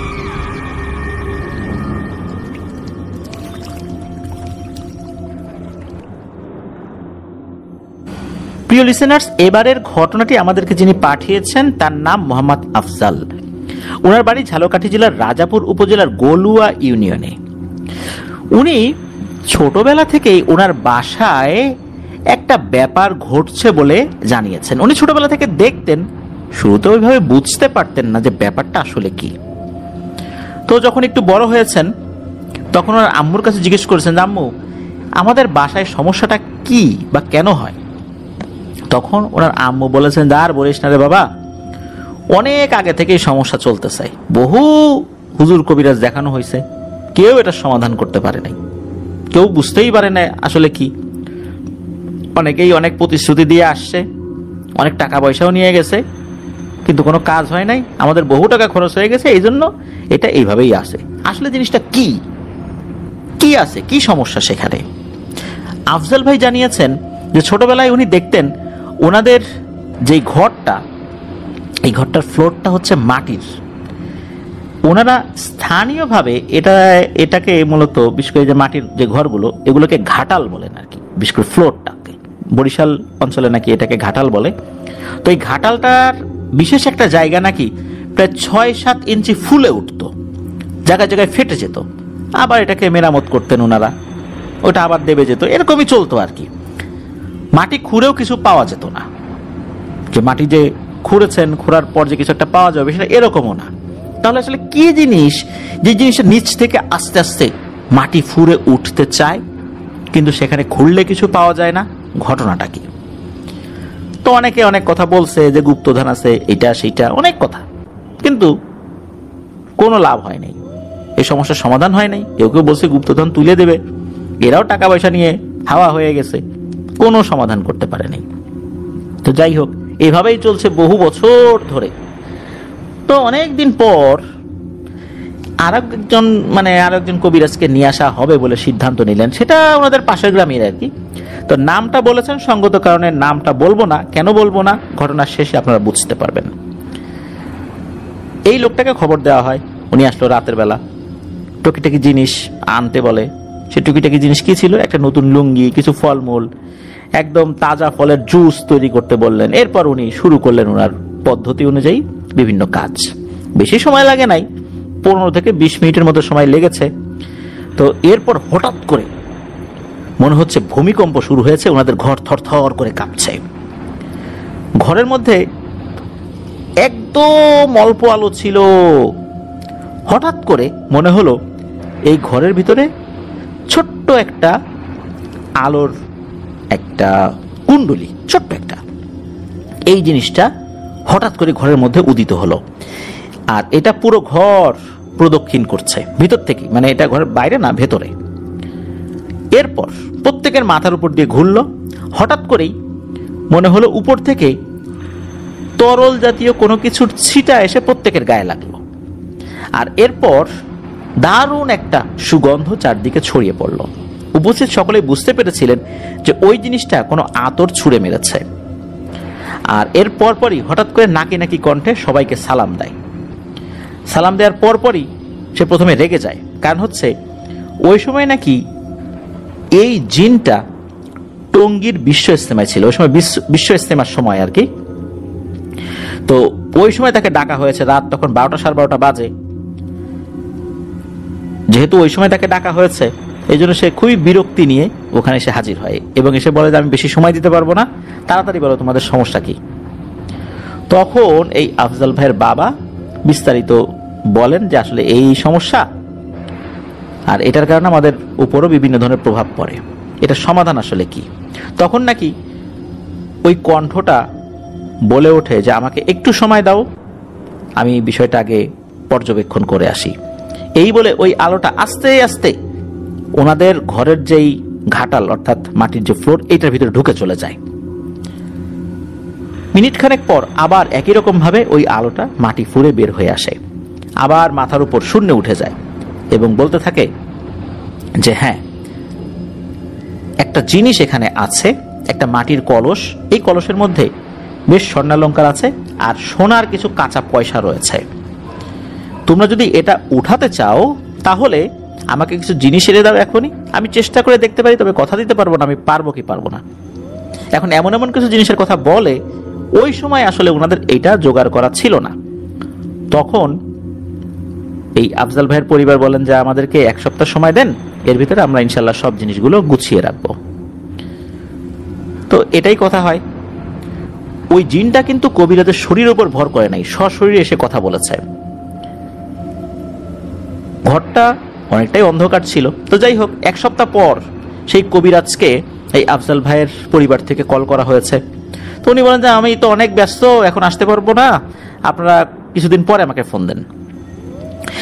এর মোটামুটি 10 থেকে 15 দিন পর সকালবেলা আফজাল ভাইয়ের মা বলতে থাকেন সর্বনাশ হয়ে গেছে রে, সর্বনাশ হয়ে গেছে। সমস্যা তো সমাধান হলো, কিন্তু মাটির নিচের এই কলস চুরি হয়ে গেছে। তো ওনার কথা শুনে এই আফজাল ভাই বলতেছেন যে মা তুমি কি পাগল হয়ে গেছো নাকি?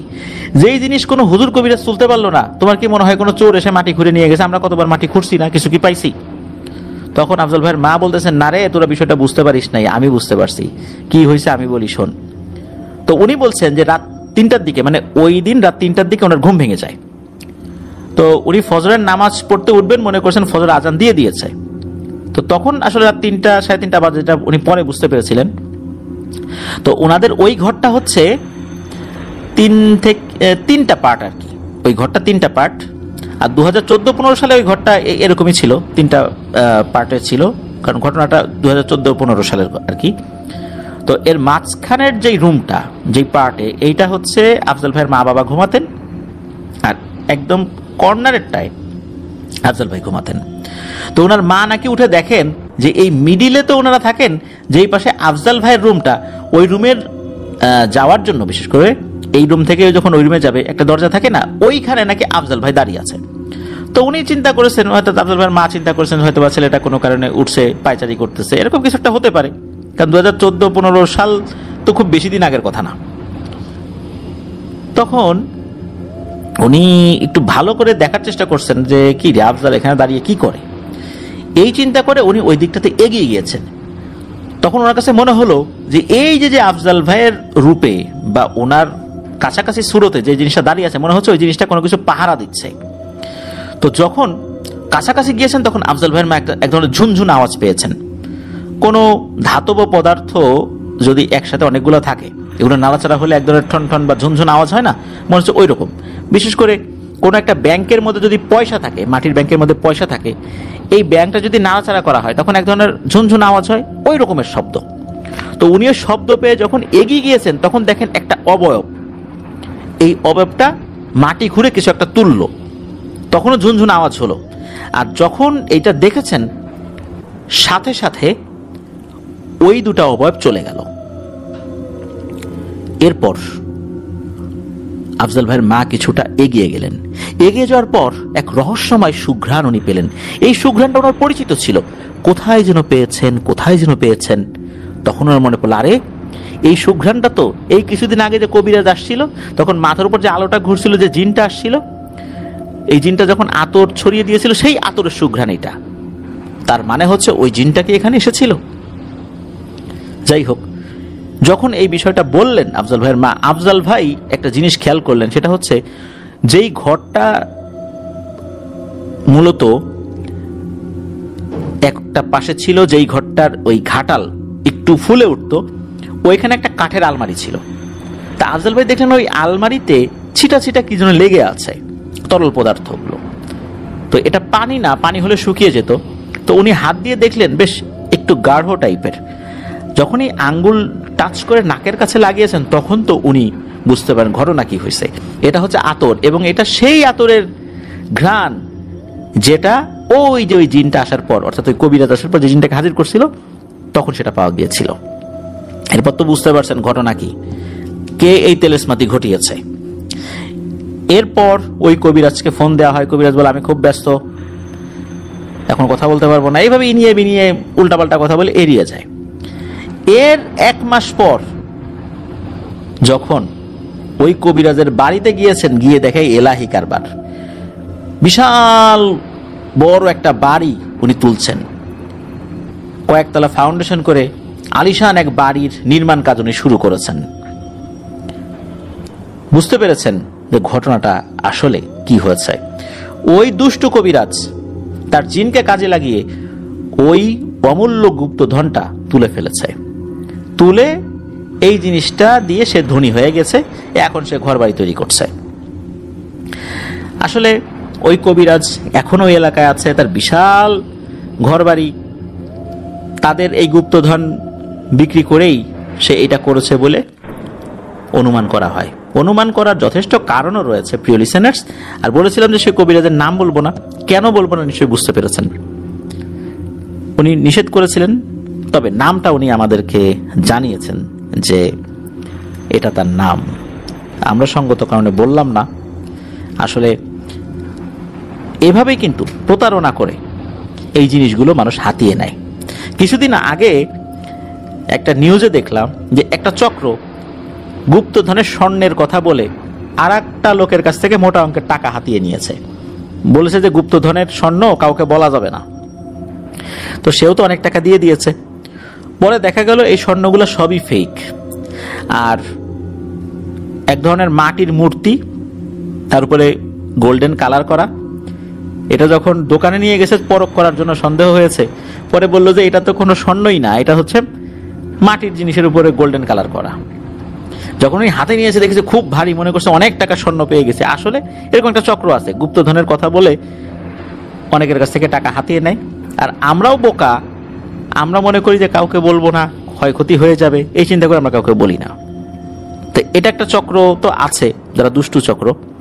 কিন্তু এর মধ্যে এই কবিরাজদের মধ্যে আর একটা গ্রুপ রয়েছে যারা দুষ্টু চক্র, এইভাবে গুপ্তধন হাতিয়ে নিয়ে যাচ্ছে। এই জন্য অনেক কথাই আসলে কবিরাজদের কাছে বলতে হয় না। আমি বুঝতে পারছি না যে কেন এরকম আল্লাহওয়ালা একজন জিন এই কাজটা করলো। হতে পারে ওই কবিরাজ ওই জিনকে ভয় ভীতি দেখিয়ে এই ধরনের একটা চৌর্যবৃত্তি করতে বাধ্য করেছিল। তাছাড়া কিন্তু জিনেরা, বিশেষ করে যারা আল্লাহওয়ালা জিন, তারা কখনোই এই কাজটা সহজে করতে চায় না। তাদেরকে ভয় ভীতি বা শাস্তি দিয়ে এই কাজগুলো করানো যায়। হয়তো এই কাজটি করেছিল, আমরা জানি না কি হয়েছিল। তবে অন্যের হক মেরে আসলে কেউ ভালো থাকতে পারে না, এটাই বাস্তবতা। এটাই ছিল ঘটনা। প্রিয় লিসেনার্স, চলে যাব আমাদের এবারের থার্সডে নাইটের 159তম আয়োজনের পরবর্তী আরও একটি নতুন ঘটনায়।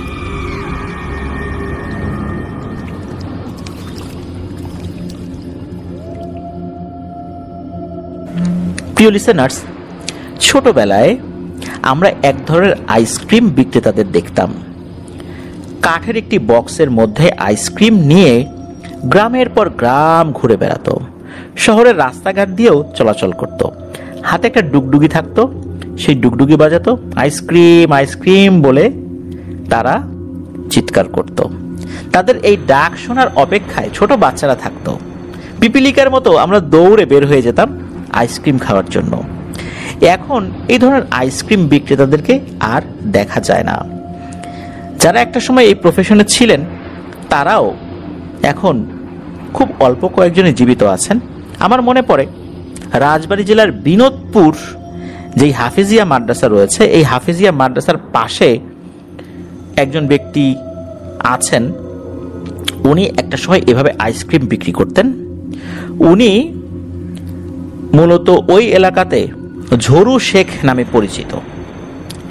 তো এই যে ঝরু শেখ কাকা, উনাকে দেখেছি, উনি আইসক্রিম বিক্রি করতেন।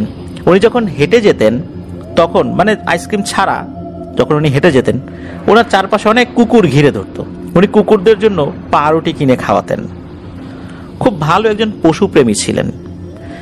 এরপর বয়স হওয়ার কারণে অসুস্থ হয়ে পড়েন। এই যে বিনোদপুর হাফিজিয়া মাদ্রাসা, এই মাদ্রাসায় কিন্তু উনি বেশ শ্রম দিয়েছেন। বিনোদপুর যেই মসজিদটা রয়েছে, হাফিজিয়া মসজিদ, মাদ্রাসা সংলগ্ন মসজিদটা, এই মসজিদে উনি দীর্ঘদিন নামাজ আদায় করেছেন। তো একটা সময় এসে তো উনি আর কোনো কাজ ওভাবে করতে পারতেন না, বয়স হয়ে গিয়েছিল। তো আমার সাথে মাঝে মাঝে দেখা হতো। এখন তো অনেকদিন যাওয়া হয় না ওই দিকটাতে। আমি জানি না উনি এখন কি অবস্থাতে রয়েছেন। ওনার কাছ থেকে কিন্তু আমরা আইসক্রিম কিনে খেয়েছি। রাজবাড়ী জেলার আশেপাশে যত গ্রাম রয়েছে উনি এভাবে ডুগডুগি বাজিয়ে আইসক্রিম বিক্রি করতেন। আবার ওনার গলাও ছিল মাশাআল্লাহ খুব ভালো, অনেক উচ্চ স্বরে উনি ডাকতে পারতেন। তো ওনার কাছ থেকে আইসক্রিম খাওয়া লোক এখনো রাজবাড়িতে অনেকে আছেন। আমার এই ঘটনা যারা শুনছেন, অন্তত রাজবাড়িতে যারা আছেন বিনোদপুরের আশেপাশে, তারা অবশ্যই এই ঝরু কাকাকে চিনে থাকবেন। তো এবার যে ঘটনাটি আপনাদের সাথে শেয়ার করব, এই ঘটনাটি একজন আইসক্রিম বিক্রেতাকে নিয়ে। ঘটনাটার সাল 1971 সালের আগেই হবে। ঘটনার যিনি বর্ণনা করেছেন উনি সালটা ঠিক করে বলতে পারেননি, তবে নিশ্চিত করে বলেছেন তখন আইয়ুব খানের শাসন ছিল। সেই হিসাবে আমরা ধরে নিই 1971 সালের আগে। ময়মনসিংহ জেলার ত্রিশাল উপজেলার কোনো এক ইউনিয়নে তার বাড়ি ছিল। আর ত্রিশাল যে অঞ্চলটা, উপজেলা, এর উত্তর দিকে বসবাস করেন, অর্থাৎ উত্তর দিকের যে এলাকাটা, ওইদিকে বসবাস করেন এমন কোনো লিসেনার আজকের ঘটনা শুনলে এই ঘটনা হয়তোবা ওনারা জেনে থাকবেন বা শুনে থাকবেন বলে ওনারা আজ করতে পারবেন ইনশাল্লাহ। ওই আইসক্রিম বিক্রেতার নাম ছিল হাসিমউদ্দিন, তবে উনি পরিচিত ছিলেন হাসু নামে। আর উনি দীর্ঘ সময় এই আইসক্রিম বিক্রেতার কাজই করেছেন। লম্বা কালো ছিপছিপে দেহ। আইসক্রিম বিক্রির সাথেই এই হাসু জড়িত ছিল প্রায় 50 বছর। তার এক ছেলে 2 মেয়ে ছিল। ছেলেটিও 20-22 বছর বয়সে রোড অ্যাক্সিডেন্টে মারা যায়। ঘটনা যখন ঘটে বা যখন শুরু হয় তখন তার বয়স ছিল আনুমানিক 30 বছর। সময়টা তখন 70-এর দশক। গ্রামে, বিশেষ করে ওই এলাকার কোনো গ্রামে তখন বিদ্যুতের সংযোগ ছিল না। হাসু বিয়ে করেছে, নতুন সংসার হয়েছে, তখনও তাদের কোনো সন্তান সন্ততি হয়নি। আইসক্রিম বিক্রি করাই তার পেশা। প্রতিদিন ভোরবেলা কাঠের একটা বক্স নিয়ে হেঁটে হেঁটে 5 কিলোমিটার দূরে যেতেন ফ্যাক্টরিতে। সেখান থেকে আইসক্রিম এনে গ্রামে গ্রামে ঘুরে বিক্রি করতেন। হাসুর নারকেলের আইসক্রিমের অনেক সুনাম ছিল। এখনো মানুষ তার আইসক্রিমের কথা বলে। হাসু প্রাইমারি স্কুল ও মাদ্রাসার সামনে দুপুরে টিফিনের সময় কিছুক্ষণ বসতেন। ছেলেমেয়েরা তার আইসক্রিম কিনে খেত, তখন পরে আবার বেরিয়ে পড়তেন গ্রামের ভিতর। হাসু আইসক্রিম তো পয়সার বিনিময়ে বিক্রি করতেন, এর পাশাপাশি চাল, নারকেল, বেল এগুলোও নিতেন। এগুলো আবার উনি বিক্রি করতেন। আইসক্রিম বানাতে নারকেল এবং বেলও লাগতো। আবার নিজেদের খাওয়ার জন্য চাউল বাড়ি নিয়ে যেতেন। হাসুর সাথে একটি আইসক্রিমের কাঠের বক্স এবং কাপড়ের একটা পুটলি ব্যাগ থাকতো। এভাবেই চলছে হাসুর জীবন। প্রতিদিনের মতো হাসু একদিন আইসক্রিম বিক্রি করতে করতে নিজ গ্রাম ছেড়ে দূরের কোনো এক গ্রামে যায়। আইসক্রিম বিক্রি শেষ হতে সন্ধ্যা হয়ে যায়। হাসু মাথায় আইসক্রিমের বক্স ও তার পুটলি, যেই ব্যাগটা, এটা হাতে নিয়ে হেঁটে চলছে নিজের গ্রামের দিকে। হাসু রাস্তা শর্টকাট করতে একটা বিলের মধ্যে দিয়ে হেঁটে চলছে। এই বিলের নামটা হচ্ছে বোকা বিল। হাসু যেহেতু বহু বছর ধরে গ্রামে গ্রামে আইসক্রিম বিক্রি করে, তাই গ্রামের রাস্তাঘাট সব তার মুখস্থ। কোন রাস্তা কোন দিকে গেছে এগুলো চোখ বন্ধ করে সে হাঁটলেও তার ভুল হওয়ার কথা না। এই বোকা বিল হলো ত্রিশাল উপজেলার সবচেয়ে বড় বিল। এই বিলের মধ্যে ময়মনসিংহ বিভাগীয় বিমানবন্দর নির্মাণ হওয়ার কথা ছিল। মাগরিবের সময় পার হয়ে গেছে, তখন জমাট বাঁধা অন্ধকার নামার আগে বিল পার হয়ে রাস্তায় উঠতে হবে। তখন সময় চৈত্র বা বৈশাখ মাস হবে আর কি। তো বিলের ধানের জমিতে ধান কাটা হয়ে গেছে, তাই হাসুর হাঁটতে তেমন কোনো অসুবিধা হচ্ছে না। হঠাৎ পেছন থেকে একটি বাচ্চার ডাক শুনতে পায় হাসু। হাসু থেমে পেছনে তাকিয়ে দেখে দুটি বাচ্চা তার দিকে দৌড়ে আসছে। একটি ছেলে বাচ্চা, একটি মেয়ে বাচ্চা। বাচ্চা দুটো হাসুর কাছে এসে যখন আইসক্রিম চায়, তখন হাসু বলল, বাবা রে, আইসক্রিম তো আজকে শেষ, তোমরা বাড়ি চলে যাও। তো বাচ্চা দুটো তাকে কাকু সম্বোধন করে জিজ্ঞেস করে যে, কাকু, আসলে আপনি আইসক্রিম বিক্রি করেন, আইসক্রিম আসলে জিনিসটা কি? এই কথা শুনে হাসু মনে করে, আরে এরা আমার কাছে দৌড়ে আসলো, সব বাচ্চারা তো দৌড়ে আইসক্রিম খাওয়ার জন্যই আসে, অথচ এরা আইসক্রিম চেনে না বা কখনো খায় নাই। হাসু তার এই বক্সটা নামিয়ে ভেতর থেকে দুটো বরফ বের করে দুজনের হাতে দেয়। বলে যে, বাবা, আইসক্রিম দিতে পারলাম না, দুটো বরফ আছে, তোমরা এটা নিয়েই যাও, আর কি দেবো তোমাদেরকে, তোমরা তাড়াতাড়ি বাড়ি চলে যাও, আমি দাঁড়াচ্ছি এখানে, ভয় পেও না, কাল দিনের বেলা আসলে আইসক্রিম আমি তোমাদেরকে দেব। তো বাচ্চা দুটো সোজা আইল ধরে চলে গেল। অন্ধকারে মিলিয়ে যাওয়ার পরও হাসু কিছুক্ষণ দাঁড়িয়ে থাকে, ওদেরকে দেখছিল। কোনো এক অজানা আকর্ষণে ওদের দিকে তাকিয়েছিল হাসু। পরে বক্সটা আবার নিয়ে বাড়ির দিকে হেঁটে চলে গেল হাসু। এক সপ্তাহ পর ঠিক একই সময় হাসু বোকা বিলের মধ্য দিয়ে হেঁটে চলছে। পেছন থেকে সেই কাকু ডাক শুনে দাঁড়িয়ে যায় হাসু। মাথা থেকে বক্সটি নামায়, তখন খালি বক্স তো মাথায় রেখেছিল আর কি। সারাদিন এই কাঁধের সাথে রাখতে রাখতে কাঁধ তো ব্যথা হয়ে যায়, মেরুদণ্ড ব্যথা হয়ে যায়, এই জন্য ফাঁকা বক্সটা মাথায় রাখে। তো এই বাচ্চা দুটো কাছে এলে হাসু দুজনকে দুটো আইসক্রিম দেন। তখন অবশ্য আইসক্রিম ছিল। হাসুর সামনেই দাঁড়িয়ে আইসক্রিম খাচ্ছে ওরা। ওদের খাওয়া আর আনন্দ দেখে হাসু বুঝতে পারলেন যে ওরা জীবনে প্রথম আইসক্রিম খাচ্ছে। আইসক্রিম খাওয়া শেষ হলে হাসু তাদের কাছ থেকে দাম চেয়ে টাকা দিতে বলল। বাচ্চা দুটো একজন আরেকজনের দিকে তাকিয়ে থেকে বলল, কাকু, আমাদের কাছে তো কোনো টাকা নেই, তুমি তো দিনে আসবে বলে তো আর আসো নাই, আমরা তো দিনের বেলা অনেক অপেক্ষা করেছি, তাই আজকে তোমাকে হঠাৎ করে দেখে ছুটে এসেছি। হাসু হাসি মুখে বক্স যেটা ছিল সেখান থেকে আরো দুটো আইসক্রিম বের করে ওদের হাতে দিয়ে বলতে, বাবা, তোমরা আইসক্রিম খাও মন ভরে, এখন বাড়ি চলে যাও, পরে কোনো একটা সময় দিও, না দিলেও কোনো সমস্যা নেই। ওরা চলে যায়। তো হাসুর কোনো কোনো দিন আইসক্রিম বিক্রির পর 2-4টা আইসক্রিম অবশিষ্ট থেকে যায়, এগুলো পরে ফেলে দিতে হয়। আর ওরা যেহেতু প্রথম খাচ্ছে আইসক্রিম, তাই বাচ্চা দুটোকে আইসক্রিম দিতে পেরে হাসুর ভালোই লাগে। এভাবে হাসু ওদের 3 দিন আইসক্রিম খেতে দিয়েছে। কিন্তু ওরা কোন বাড়ির এটা জিজ্ঞেস করতে মন আর ছিল না তার। হাসু প্রায়ই ওদিকে যায়, কিন্তু ফেরার পথে ওদের দেখতে পায় না। এর প্রায় 2 মাস পরের কথা, বর্ষা মৌসুম, বিল পানিতে পরিপূর্ণ হয়ে যাচ্ছে, তাই সে বিলের মধ্যে দিয়ে শর্টকাট যেতে পারছে না, তাকে রাস্তা ধরেই যাতায়াত করতে হচ্ছে। কোনো একদিন আইসক্রিম বিক্রি শেষে তাকে দ্রুত বাড়িতে ফিরতে হবে, বাড়িতে জরুরি কাজ আছে, তাই হাসু বাধ্য হয়ে বিলের মধ্যে দিয়ে হেঁটে আসছে। বিলের ধান খেতে পানি ভর্তি, তাই সাবধানে পা ফেলে হাঁটতে হচ্ছে তাকে। এভাবে হাসু একবার বিলের মাঝখানে চলে আসছে। আকাশের চাঁদ তখন ছিল না, তখন সন্ধ্যা নেমে অন্ধকার হয়ে এসেছে আর কি, আকাশে চাঁদ নাই। তো চাঁদ না থাকলেও অন্ধকারে হাসুর তেমন অসুবিধা হচ্ছে না চলতে।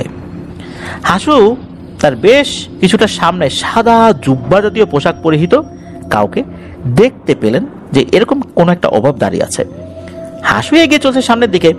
ওই ব্যক্তির অনেকটাই কাছে আসার পর তিনি লক্ষ্য করলেন প্রায় 10 ফিট লম্বা একজন ব্যক্তি সাদা জুব্বা এবং পাগড়ি পরিহিত দাঁড়িয়ে আছে। তার চোখ সাধারণ মানুষের মতো না, ধবধবে সাদা আলোকিত হয়ে আছে। চারপাশে প্রশান্তিময় সুবাস, গায়ের রং এত সুন্দর মনে হচ্ছে গা থেকে আলো বের হচ্ছে। হাসু যেহেতু গ্রামের মানুষ, এই ধরনের প্যারানরমাল বিষয়ে তার কিছুটা হলেও ধারণা আছে, আর নির্জন একাকী বিলের মধ্যে যেতে গেলে এই ধরনের কোনো কিছুর মুখোমুখি হতে পারে, এটা তো জানা জিনিস। বিপদের আশঙ্কায় অত্যন্ত ভয়ে হাসুর সামনে অগ্রসর না হয়ে পেছন ফিরে উল্টো চলা শুরু করে। হাসুর মাথায় আইসক্রিমের বক্স, এক হাতে চালের ব্যাগ, আবার বিলের ধান ক্ষেত ও আইলে পানি। সে তো দৌড়াতে পারছে না, মনে মনে আল্লাহর নাম নিয়ে দ্রুত হেঁটে চলছে পেছনের দিকে, মানে উল্টো দিকে আর কি, যেদিকে যাওয়ার কথা তার উল্টো দিকে এখন যাওয়া শুরু করেছে। পেছন থেকে সেই 2 বাচ্চার কণ্ঠ, কাকু দাঁড়াও দাঁড়াও, আমার বাবা তোমার সাথে কথা বলবে, তুমি ভয় পেও না। হাসু বুঝতে পেরেছে এখান থেকে সে কোনো মতে পালাতে পারবে না, আর এরা হাসুর ক্ষতিও করবে না। হাসু থেমে পেছনে ফিরে দেখে বাচ্চা দুটো আগে পিছে, আর তাদের বাবা হেঁটে আসছে তার দিকে, মানে একটা বাচ্চা আগে একটা বাচ্চা পিছনে, মাঝখানে তার বাবা। তো ভয়ে হাসুর সারা গা ঘামে ভিজে গেছে, একদম দরদর করে ঘামছে, চারদিকে হঠাৎ নিস্তব্ধ হয়ে গেছে। হাসু তখন তার হৃৎপিণ্ডের কম্পনও শুনতে পাচ্ছে। হাসুর সামনে বাচ্চা দুটো এসে থেমে গেল। লম্বা ওই অবয়ব অত্যন্ত বিনয়ের সাথে হাসুকে সালাম দিল। হাসু তো মুখ দিয়ে আসলে কোনো শব্দ বের করতে পারছে না। তো বেশ কয়েকবার চেষ্টার পর হাসু উত্তরে বললেন, ওয়ালাইকুম আসসালাম। এরপর ওই অবয়বটা বলছে যে আসলে আমি অনেকদিন যাবত আপনার সাথে দেখা করতে অপেক্ষা করি, আপনি ভয় পাবেন না, আমরা আপনার কোনো ক্ষতি করব না, আমরা জিন। আমি আমার সন্তানদের খাবার খেতে দিয়ে আসলে শুনেছি যে ও মাঝে মাঝেই, বিশেষ করে খাবারের সময় আপনার কথা বলতো। আপনি এমন একটা খাবার খাইয়েছেন, আমার সন্তানরা সব সময় এই কথা আমাকে বলে, বিশেষ করে খাবারের সময় উঠলেই বলে যে জানো, একজন আঙ্কেল, একজন কাকু আমাদেরকে আইসক্রিম খেতে দিয়েছে, দারুণ একটা জিনিস, খুব ঠান্ডা। এই কারণে আপনি তো আমাকে ঋণী করে ফেলেছেন। হাসু উত্তরে বলেন যে আমি তো আসলে ওদের চিনতে পারি নাই যে ওরা কারা, আমি তো ছোট বাচ্চা মনে করছি, ওরা যে জিন না আমি তো বুঝতে পারি নাই। সন্ধ্যার পর ওরা একদিন আমাকে ডেকে থামায়, আমি ভেবেছি আইসক্রিম কিনতে আসছে, আইসক্রিম খেতে তো দিয়েছি, বলে যে আমাদের কাছে টাকা নাই। আর আমাকে কাকু ডেকেছে, ওদেরকে দেখলে কেন যেন আমার খুব মায়া লাগে, তাই কখনো ফেরার পথে ওরা ডাক দিলে আমার কাছে আইসক্রিম থাকলে আইসক্রিম খেতে দিতাম। কখনো এমনও হয়েছে যে ওরা ডাকবে এই পথ দিয়ে যাওয়ার সময়, এই জন্য আমি কয়েকটা আইসক্রিম রেখে দিয়েছি যদি ওরা ডাকে, এই জন্য। তো তখন জিনটা বলে যে আমি তো আপনার বিষয়ে খোঁজখবর নিয়েছি, আপনার ঋণটা কিভাবে শোধ করব, বাচ্চারা আইসক্রিম খেয়েছে, আপনি তো গরিব মানুষ, কষ্ট করে আইসক্রিম বিক্রি করেন ঘুরে ঘুরে, অনেক কষ্ট হয় বুঝতে পারি, আপনার আইসক্রিমের দামটা তো দিতে হবে, ঋণ তো শোধ করতে হবে, তাই না? আর বিলের মধ্যে পানি হয়ে গেছে, আপনি তো এদিকটা তারা আসেন না, তো আজকে যখন আপনি আসছেন এই জন্যই অপেক্ষা করছিলাম আপনার জন্য। এখন বলুন আপনার আইসক্রিমের দাম কত হয়েছে, আমি আইসক্রিমের দামটা দিতে চাই।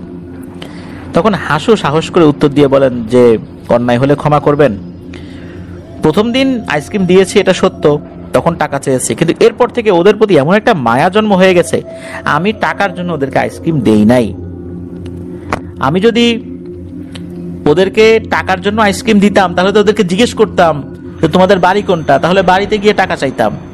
ওদেরকে কি কখনো আমি জিজ্ঞেস করেছি? আর আমি তো জানতামও না যে ওরা কারা, ওদেরকে এমনিতেই দিয়েছি, বাড়ির ঠিকানাও জিজ্ঞেস করি নাই।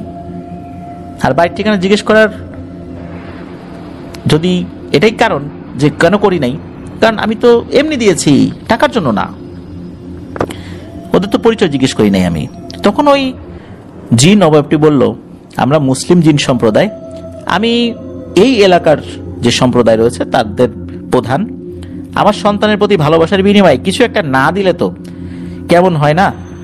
আমি কি আমার সম্প্রদায়ের কাছে ছোট হয়ে যাব না আপনাকে কোনো একটা উপহার না দিলে? যে আমার সন্তানরা আপনার কাছ থেকে আবদার করে আইসক্রিম খেয়েছে, আপনাকে একটা উপহার তো দিতেই হয়, আপনি দয়া করে কিছু একটা রাখবেন আমার তরফ থেকে। আর আমার পাহারা এখানে আরো অনেকে আছে, আপনি তাদেরকে দেখতে পাচ্ছেন না। এই বলে জিনটি বলল, আপনার হাতের ওই চাউলের ব্যাগটা আমার হাতে দিন। হাসু কোনো কথা না বলে ওই ব্যাগটা ওই জিনটার হাতে দেয়। জিন ব্যাগ হাতে নিয়ে কিছু একটা পরে একটা হাত ব্যাগের ভিতরে ঢুকালেন এবং চাউল নাড়াচাড়া করলেন, মানে চালটা এরকম নাড়াচাড়া করছে। এরপর ব্যাগটা হাসুর দিকে দিয়ে বলল, কাল থেকে প্রতিদিন সকাল ও সন্ধ্যায় পবিত্র শরীরে বিসমিল্লাহ বলে ব্যাগের ভিতরে হাত ঢুকিয়ে চাউল বের করে রান্না করবেন। ইনশাল্লাহ কোনোদিন আপনার অসুবিধা হবে না। তবে কখনো ব্যাগ খুলে ভিতরে কি আছে এটা দেখবেন না। দিনে 2 বারের বেশি চাল বের করবেন না। খাওয়া ছাড়া এই চাল বিক্রি করতে পারবেন না। আপনি আর কখনো এই বিল দিয়ে যাতায়াত করবেন না। আপনাকে দেখলে আমার সন্তানেরা আপনার কাছে আসবে। আর এই বিলে আমাদের পাশাপাশি অনেক খুব খারাপ পিশাচ রয়েছে, এরা আপনার ক্ষতি করতে পারে। যখন দেখবে যে আমরা আপনার সাথে যোগাযোগ করি, তখন আপনাকে এরা ক্ষতি করার জন্য চেষ্টা করবে।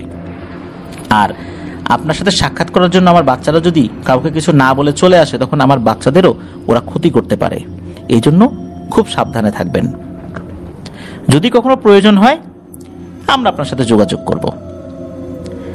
আর আমাদের যদি কোনো প্রয়োজন মনে করেন, তাহলে আমরা আপনাকে সাক্ষাৎ দিব ইনশাল্লাহ। অবশেষে জিন হাসুর কাছ থেকে বিদায় নেয়। তারা হেঁটে হেঁটে অন্ধকারে মিলিয়ে যায়। চারদিকে নিস্তব্ধতা কেটে যায়। ঝিঝি পোকা ও ব্যাঙের ডাক এবার হাসুর কানে ভেসে আসে। হাসু দেরি না করে বাড়ির দিকে চলল। বাড়িতে ফিরে হাসু তার স্ত্রীকে সমস্ত ঘটনা খুলে বলল।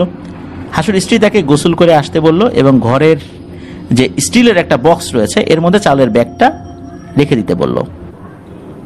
হাসু তাই করলো। পরদিন সকালে হাসুর স্ত্রী ব্যাগ থেকে চাল বের করে রান্না করলেন। খাওয়া দাওয়া করে হাসু ওই বক্স আর অন্য আরেকটা ব্যাগ নিয়ে বেরিয়ে পড়লেন আইসক্রিম বিক্রি করতে। তো 2 দিন পর রাতে হাসুর স্ত্রী হাসুকে জানালেন, ব্যাগ থেকে চাল বের করে 2 দিনে 4 বেলা রান্না করেছি, অথচ ওজনে মনে হচ্ছে ব্যাগটা থেকে কোনো চালই কমে নাই, চাল আগের মতোই আছে। আল্লাহ আমাদের ভালো মতোই দিন পার করাচ্ছেন আলহামদুলিল্লাহ। আপনি জিনের এই চালের ব্যাগটা ফেরত দিয়ে আসেন, পরে আমাদের কোনো ক্ষতি হতে পারে। হাসু তার স্ত্রীকে অভয় দিয়ে বললেন, তারা মুসলিম ভালো জিন, আমাকে খুশি হয়ে উপহার দিয়েছে। উপহারের বিনিময়ে তো কোনো কিছু দাবি করেনি। এখন ফেরত দিলে তাদের অপমান করা হবে না? ওরা রাগ করবে না? তার উপহার দেয়া জিনিসকে এভাবে ফেরত দেওয়া যায়? এটা তো ঠিক হবে না, এটা ভদ্রতা হতে পারে না। আর আল্লাহর ইচ্ছা ছাড়া কিছু হয় না। তুমি এই ঘটনা কাউকে বলো না। তো এভাবে হাসুর পরিবার এই ব্যাগের চাল প্রায় 10 বছরেরও বেশি সময় খেয়েছেন। হাসুকে জিন ব্যাগ দেওয়ার পরের বছর হাসুর স্ত্রীর পেটে সন্তান আসে এবং স্বাভাবিকভাবে একটি ছেলে সন্তানের জন্ম হয়। বাচ্চার বয়স 1 বছর হওয়ার আগে ঘটে যায় এক ঘটনা। হাসুর স্ত্রী ঘরে বাচ্চাটিকে মাটিতে একটি পাটিতে বসিয়ে উনি উঠোনে মাটির চুলায় ভাত রান্না করছেন। ঘর থেকে উঠোনের চুলা একদমই কাছে। হাসুর স্ত্রী রান্নার সময় ঘরের দিকে নজর ছিল, বাচ্চা ঘরে, তাই জন্য কোনো কুকুর বিড়াল না ঢোকে। রান্নার এক পর্যায়ে হাসুর স্ত্রী ঘরে গিয়ে বাচ্চাকে না পেয়ে সারা ঘর খুঁজতে থাকে। খুঁজে না পেয়ে চিৎকার করে কান্নাকাটি শুরু করে দেয়। পাশের ঘর থেকে মানুষজন ছুটে আসে।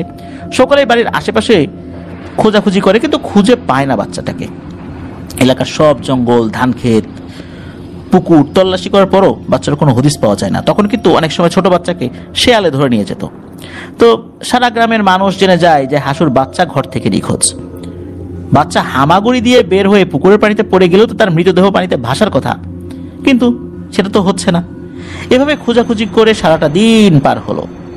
রাতে হাসুর স্বপ্নে দেখে বিভৎস চেহারার একটা মহিলা অবয়ব হাসুর বাচ্চা কোলে নিয়ে হাসুকে বলে, ওই ব্যাগ আমাকে দিয়ে দে, বিনিময়ে তোর বাচ্চাকে আমি ফিরিয়ে দেব। তোর বাচ্চাকে এখনো কিন্তু কিছু করি নাই। এই বলে ওই মহিলা ভয়ঙ্কর ভাবে হাসতে লাগলো। হাসু ভয়ে ঘুম থেকে উঠে জেগে বিছানার চৌকিতে বসে পড়ে। ওই সময় হাসুর স্ত্রীও জেগে ওঠে। হাসু কিছু বলার আগেই তার স্ত্রী স্বপ্নের কথা বলে হাসুকে, কারণ তার স্ত্রীও আসলে একই স্বপ্ন দেখেছে বলে জানায়। দুজন একই সাথে একই স্বপ্ন। তারা এটাকে নিছক স্বপ্নে মনে করলো না, তৎক্ষণাৎ হাসুর মনে পড়ে সেই জিনের সাক্ষাতের কথা, প্রয়োজন হলে সাক্ষাৎ করার কথা বলেছে। হাসু শুয়ে তার স্ত্রীর সাথে এই বিষয়ে কথা বলে, দুজনেই জেগে এই ব্যাপারে আলাপ করছে। হঠাৎ একটা দমকা বাতাসের শব্দ পেলেন দুজন, এবং চারদিক কেমন যেন নিস্তব্ধ হয়ে গেল। ঘরের বাইরে থেকে ভেসে এলো সেই প্রশান্তিময় সুবাস। নিস্তব্ধতা আর এই সুবাসে হাসু বুঝে গেল নিশ্চয়ই সেই জিন এসেছেন তার সাথে দেখা করতে। হাসু তার স্ত্রীকে বললেন, ভয় পেও না, আমার সাথে বাইরে আসো। এই বলে দুজন ঘর থেকে বের হলেন। হাসু বের হয়ে দেখলেন ওই জিনটা তার সামনে দাঁড়িয়ে আছে, উঠোনে আছে আর কি।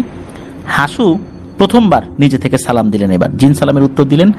হাসু ও তার স্ত্রী দেখলেন জিন একা আসেনি, উঠোন থেকে দূরে আরো অনেককেই দেখা যাচ্ছে। জিন নিজে থেকে হাসুর বাচ্চা নিখোঁজ হওয়ার ঘটনাটা জানালেন সেই পিশাচ জিনদের একজন তাদের বাচ্চা অপহরণ করে নিয়েছে। হাসুকে দেওয়া ব্যাগ দিয়ে তারা জাদুবিদ্যা চর্চা করবে, এই ব্যাগ নেয়ার জন্য এই কাজ করেছে। ব্যাগ হাসিল করবে, তাই বাচ্চার কোনো ক্ষতি এখনো করেনি। হাসুর স্ত্রী মাটিতে বসে কান্নাকাটি শুরু করে। হাসু মনে মনে ভাবছেন, আজ এতগুলো জিন আমার বাড়িতে এসেছে, আর আমরা এই যে কথাবার্তা বলছি তা তো বাড়ির সবাই জেনে গেল। জিন তার সাথে যেই জিনদের বাচ্চাটিকে উদ্ধার করে আনতে বলে এবং সাথে অপহরণকারী পিশাচকে আটক করে আনতে আদেশ দেন। হাসু জিনকে ঘরে আসতে অনুরোধ করেন। হাসু মনে মনে ভয় পাচ্ছে তাদের কথাবার্তা বাড়ির মানুষ, বিশেষ করে আশেপাশে তো আরো প্রতিবেশীরা থাকে, যদি তারা জেনে ফেলে, যদি কোনো সমস্যায় পড়তে হয়। জিন তাকে জানায় আজ সে হাসুর ঘরে যেতে পারবে না, বাচ্চা উদ্ধার হোক, পরে কোনো একদিন এসে দাওয়াত খেয়ে যাবে, সাথে তার 2 সন্তানও আসবে। জিন হাসুকে অভয় দিয়ে জানান, আমাদের সাক্ষাৎ আর কথাবার্তা এই বাড়ির অন্য কেউ বাইরে থেকে শুনতে পাবে না। আমরা যাকে ইচ্ছে তার সামনে দৃশ্যমান হই, আমাদের ইচ্ছা ছাড়া কেউ আমাদের দেখতে পায় না। এটা আল্লাহ তাআলা আমাদেরকে এই ক্ষমতাটা দিয়েছেন। এমনকি আমাদের কোনো শব্দ অন্য কেউ শুনতে পাবে না ইনশাল্লাহ, আপনার চিন্তার কোনো কারণ নেই। একজন জিন হাসুর বাচ্চা কোলে নিয়ে জিনদের যিনি সর্দার তার কাছে দেন এবং জানান সেই পিশাচকে আটক করা হয়েছে। জিন হাসুর কোলে বাচ্চা ফেরত দিয়ে বলেন, বাচ্চা বড় হওয়া পর্যন্ত তাদের একজন এই বাড়ি পাহারা দেবে, তবে কোনো বাড়িতে কেউ মারা গেলে এই বাচ্চা নিয়ে যেন সেই বাড়িতে না যায়, কারণ এখানে একটা সমস্যা সৃষ্টি হয়ে যাবে, তখন কিন্তু অনেক কিছু ওনারা করতে পারবেন না। তো জিন বিদায় নিয়ে চলে যান। পরদিন বাচ্চা পেয়েছে জেনে সারা গ্রামের লোকজন ছুটে আসে হাসুর বাড়িতে। কিভাবে বাচ্চা ফেরত পেল সবাই জানতে চায়। হাসু এক কবিরাজের কথা বলে যে কবিরাজের কাছে গেছিল, কবিরাজ বিশেষ এক পদ্ধতিতে বাচ্চাটাকে ফেরত নিয়ে আসছে, যেই বলে সে আসল ঘটনা গোপন করে। এখানে আরো একটি ঘটনা উল্লেখ করা প্রয়োজন, ওই সময়টাতে হাসুর বাড়িতে কোনো চুরির ঘটনা ঘটেনি। এই যে দীর্ঘ একটা সময় হাসুর বাড়িতে কোনো চুরি হয় নাই। তখনকার সময় ভাত চুরি হয়ে যেত, রান্নাঘরে থাকা ভাত রান্না মানে গরম ভাত এটা চুরি হয়ে যেত, পাতিল সুদ্ধা চুরি হয়ে যেত, থালা বাসন চুরি হতো গ্রামে হর হামেশাই। ধনী গরিব সবার ঘরেই কম বেশি চুরি হওয়ার রেকর্ড আছে। একবার অন্য গ্রামের এক লোক গভীর রাত্রে ভয়ে আত্মচিৎকার করে ফসলের ক্ষেতে। এলাকার মানুষ কুপি বাতি হারিকেন নিয়ে বেরিয়ে খুঁজে দেখে ধান ক্ষেতের আইলে একটা মানুষ অজ্ঞান হয়ে পড়ে আছে। তাকে তুলে বাড়িতে নিয়ে প্রাথমিক চিকিৎসা দেওয়ার পর সে জানায় সে রাতে ভাত চুরি করতে এসেছিল। হাসুর বাড়ির সামনে আসতেই একজন আগুনের তৈরি লম্বা মানুষ এসে তাকে ধাওয়া করে। সে ভয়ে চিৎকার করে দৌড়ে পালিয়ে যেতে গিয়ে এই ঘটনা ঘটেছে, অজ্ঞান হয়ে গেছে। তো হাসুর বাচ্চার বয়স 10 বছর হওয়া পর্যন্ত জিন হাসুর বাড়ি পাহারা দিয়েছে। জিন তার 2 বাচ্চা নিয়ে হাসুর বাড়িতে নাকি অনেকবারই এসেছে, দাওয়াত খেয়ে গিয়েছে। জিন নাকি দুধ নারকেল দিয়ে রান্না পায়েস খেতে খুব পছন্দ করত। জিন হাসুকে তাদের রাজ্যেও নিয়ে গিয়েছিল, একবার নয় একাধিকবার। জিনদের রাজ্য, জিনদের বর্ণনা এগুলো হাসু বিভিন্ন সময় নাকি বলেছে। হাসুর ছেলের বয়স 10 বছর হয়েছে। হাসুর শরীরে গুটি বসন্ত রোগ হয়েছে, সারা শরীর বসন্তে ছেয়ে গেছে। হাসু গায়ে কাপড় পরিধান করতে পারে না, এমনকি বিছানাতে শুতেও নাকি পারে না। হাসুর বাড়িতে বেড়াতে এসেছেন তার শাশুড়ি। হাসুর অসুখ নিয়ে হাসুর স্ত্রী গ্রামের মহিলাদের মতো বিলাপ করে আর ওই চালের ব্যাগটাকে দোষারোপ করে। জিনের চাউল খেয়ে কোনো অভিশাপে নাকি এই হাসুর রোগ হয়েছে। জিনের চাউল কথাটা হাসুর শাশুড়ি শুনে ফেলেন। হাসু বাড়িতে কোনো চাল কিনে আনে না, এই ব্যাপারে তার শাশুড়ি নিশ্চিত হন, কারণ এর আগে অনেক বাসে এসেছে, বাড়িতে থেকেছে, হাসুকে কখনো চাল কিনে আনতে দেখেনি। হাসু আইসক্রিম বিক্রি করে যে চাল পায় তা ঘরে আনে না, বাজারে বিক্রি করে দেয়। নিশ্চয়ই চাউলের অলৌকিক কোনো কিছু এই বাড়িতে আছে, তাই পরদিন থেকে সে নজর রাখে ঘরের ভিতরে। রান্নার সময় হলে হাসু তার বউকে নিজের কোমর থেকে চাবি খুলে দিত, চাউল নামিয়ে আবার বউ চাবি ফেরত দিত। সেই বক্সের চাবি হাসুর কোমরে বাঁধা থাকতো। কোনো একদিন হাসুর ঘুমের মধ্যে শাশুড়ি চাবি চুরি করে সেই বক্স খুলে ভেতরে একটি চাউলের ব্যাগ পায়। সেই চাউলের ব্যাগ খুলে উল্টে পাল্টে সব দেখে, কিন্তু ভেতরে 2 কেজি চাল ছাড়া আর কিছুই পায়নি। হতাশ হয়ে শাশুড়ি পুনরায় ওই চাবি হাসুর কোমরে আবার রেখে আসে।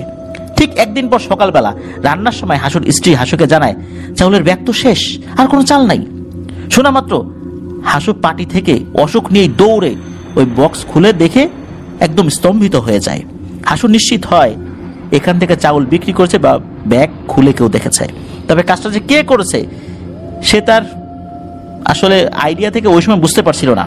তবে যেই করেছে সে তার কোমর থেকে চাবিটা চুরি করে এই কাজটি করেছে। হাসুর স্ত্রী যেহেতু বহু বছর ধরে চাউল বের করে রান্না করে, তাই তার প্রতি সন্দেহ না করে হাসু তার শাশুড়িকে বা তার ছেলেকে সন্দেহ করে। ঠিক ওই দিনই হাসুর স্বপ্নে জিন এসে জানায় হাসুর শাশুড়ি ব্যাগ খুলে দেখেছে, এই ব্যাগের কার্যকারিতা শেষ হয়ে গেছে। হাসু যেন শাশুড়িকে কোনো কিছু না বলে এই কাজের জন্য। এই ঘটনার পর হাসুর ব্যাগের অলৌকিক গুণাগুণ নষ্ট হয়ে যায়, কিন্তু জিনের সাথে হাসুর সম্পর্ক থেকেই যায়। এই ঘটনার পরও কিন্তু হাসুকে একবার জিন রাজ্যে নেওয়া হয়েছিল। হাসুর শাশুড়ির কাছ থেকে মানুষজন এই ব্যাগের ঘটনা জেনে ফেলে। প্রথম দিকে হাসু মিথ্যা কল্প কাহিনী বলে উড়িয়ে দিত, পরে যখন আসলে সত্য প্রকাশিত হয়ে যায় হাসু কয়েকজনের কাছে স্বীকারও করেছিল। হাসু এমন কিছু বিশ্বস্ত লোকজনকে দেখিয়েছিল যাতে করে তারা বিশ্বাস করতে বাধ্য হয়। তখন স্থানীয় মসজিদের ইমাম সাহেব হাসুর কাছ থেকে সবকিছু শুনেছেন, কিন্তু যেদিন হাসু তাকে একটি বিশেষ ফল খেতে দিয়েছিল সেদিন থেকে ইমাম সাহেব আর অবিশ্বাস করেননি। প্রথম দিকে আসলে ইমাম সাহেব বিশ্বাস করেন নাই, পরে একটা বিশেষ ফল দিয়েছিল যেটা আসলে নর্মালি পাওয়া যায় না, কারণ ওই ফল সাধারণ কোনো ফল ছিল না। এক পর্যায়ে ইমাম সাহেব বিশ্বাস করেন এমন সুন্দর এবং স্বাদের ফল আসলে পাওয়া খুব দুষ্কর। আরও বেশ কিছু ছোট ছোট ঘটনা রয়েছেন, বর্ণনাকারী এটা প্রকাশ করতে নিষেধ করেছেন। এটা ছিল হাসুকে নিয়ে ঘটে যাওয়া ঘটনা। প্রিয় লিসেনার্স, কেমন লাগলো ঘটনাটি? দুর্দান্ত একটি ঘটনা। আসলে বাচ্চাদের প্রতি যেই মহব্বত, এটা সম্পূর্ণ ভিন্ন জিনিস। এটার ফলাফল একটা সময় না একটা সময় আল্লাহ তাআলা অবশ্যই দেন। তো একজন বিখ্যাত সাহিত্যিক ফ্রান্স কাফকা, ওর একটা কথা রয়েছে যে তুমি যদি কোনো কিছু ভালোবাসো তা যদি হারিয়েও যায়, একটা সময় না একটা সময় সেটা ফিরে আসবে অন্য রূপে। আরেকটু ভালো করে বললে কথাটা এমন হবে, যা কিছু ভালোবাসো তা একসময় হারাবেই, কিন্তু শেষ পর্যন্ত ভালোবাসা অন্য রূপে ফেরত আসবে। ফ্রান্স কাফকা উনি জার্মান একজন সাহিত্যিক। তো ওনার অনেকগুলো উক্তি রয়েছে, খুব দুর্দান্ত কিছু উক্তি রয়েছে। ওনার আরো একটা উক্তি আমার খুব ভালো লাগে। উনি বলেছেন, একটি বই অবশ্যই আমাদের ভেতরের হিমায়িত সমুদ্রের জন্য কুঠার হওয়া উচিত। এই কথাগুলোর গভীরতা অনেক বেশি। ওনার আরো কিছু দুর্দান্ত কথা রয়েছে। সময় ফুরিয়ে যায়, কিন্তু যা প্রকৃত এবং স্থায়ী মূল্য রাখে তা সবসময় ভেতর থেকে আসা একটি উপহার। ওনার আরো একটা দুর্দান্ত কথা আমার খুব ভালো লাগে, সেটা হচ্ছে বোধগম্যতার প্রথম লক্ষণ হলো মৃত্যুর ইচ্ছা। প্রত্যেকটা কথারই দুর্দান্ত একটা গভীরতা রয়েছে। প্রিয় লিসেনার্স, চলুন চলে যাব আমাদের এবারের থার্সডে নাইটের 159তম আয়োজনের ষষ্ঠ এবং শেষ ঘটনায়।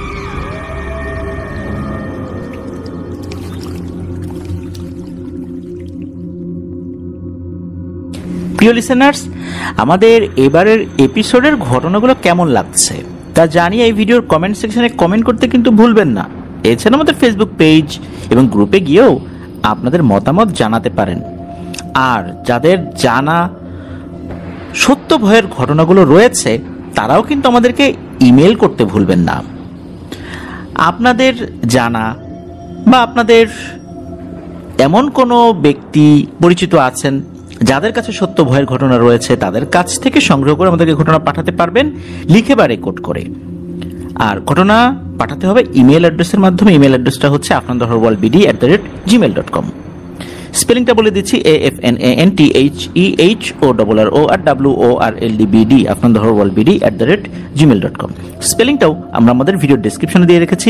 প্রিয় লিসেনার্স, এই ভিডিও লাইক বাটনে প্রেস করার অনুরোধ করছি, আর শেষ মুহূর্তেও এসে এই ভিডিও লিঙ্কটা বেশি বেশি করে শেয়ার করে দেওয়ার জন্য অনুরোধ করছি।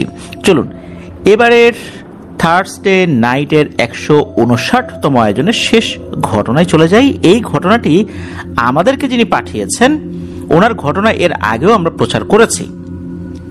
আমাদের থার্সডে নাইটের 143তম আয়োজনে পিচ্চি পিশাচ শিরোনামে ওনার ঘটনা আমরা শেয়ার করেছিলাম। আর ওনার নাম মোহাম্মদ মনির হোসেন। ওনার বাড়ি মানিকগঞ্জ জেলার সাটুরিয়া উপজেলার দিঘলিয়া ইউনিয়নের চাচিতারা গ্রামে। চলুন ঘটনায় চলে যাব।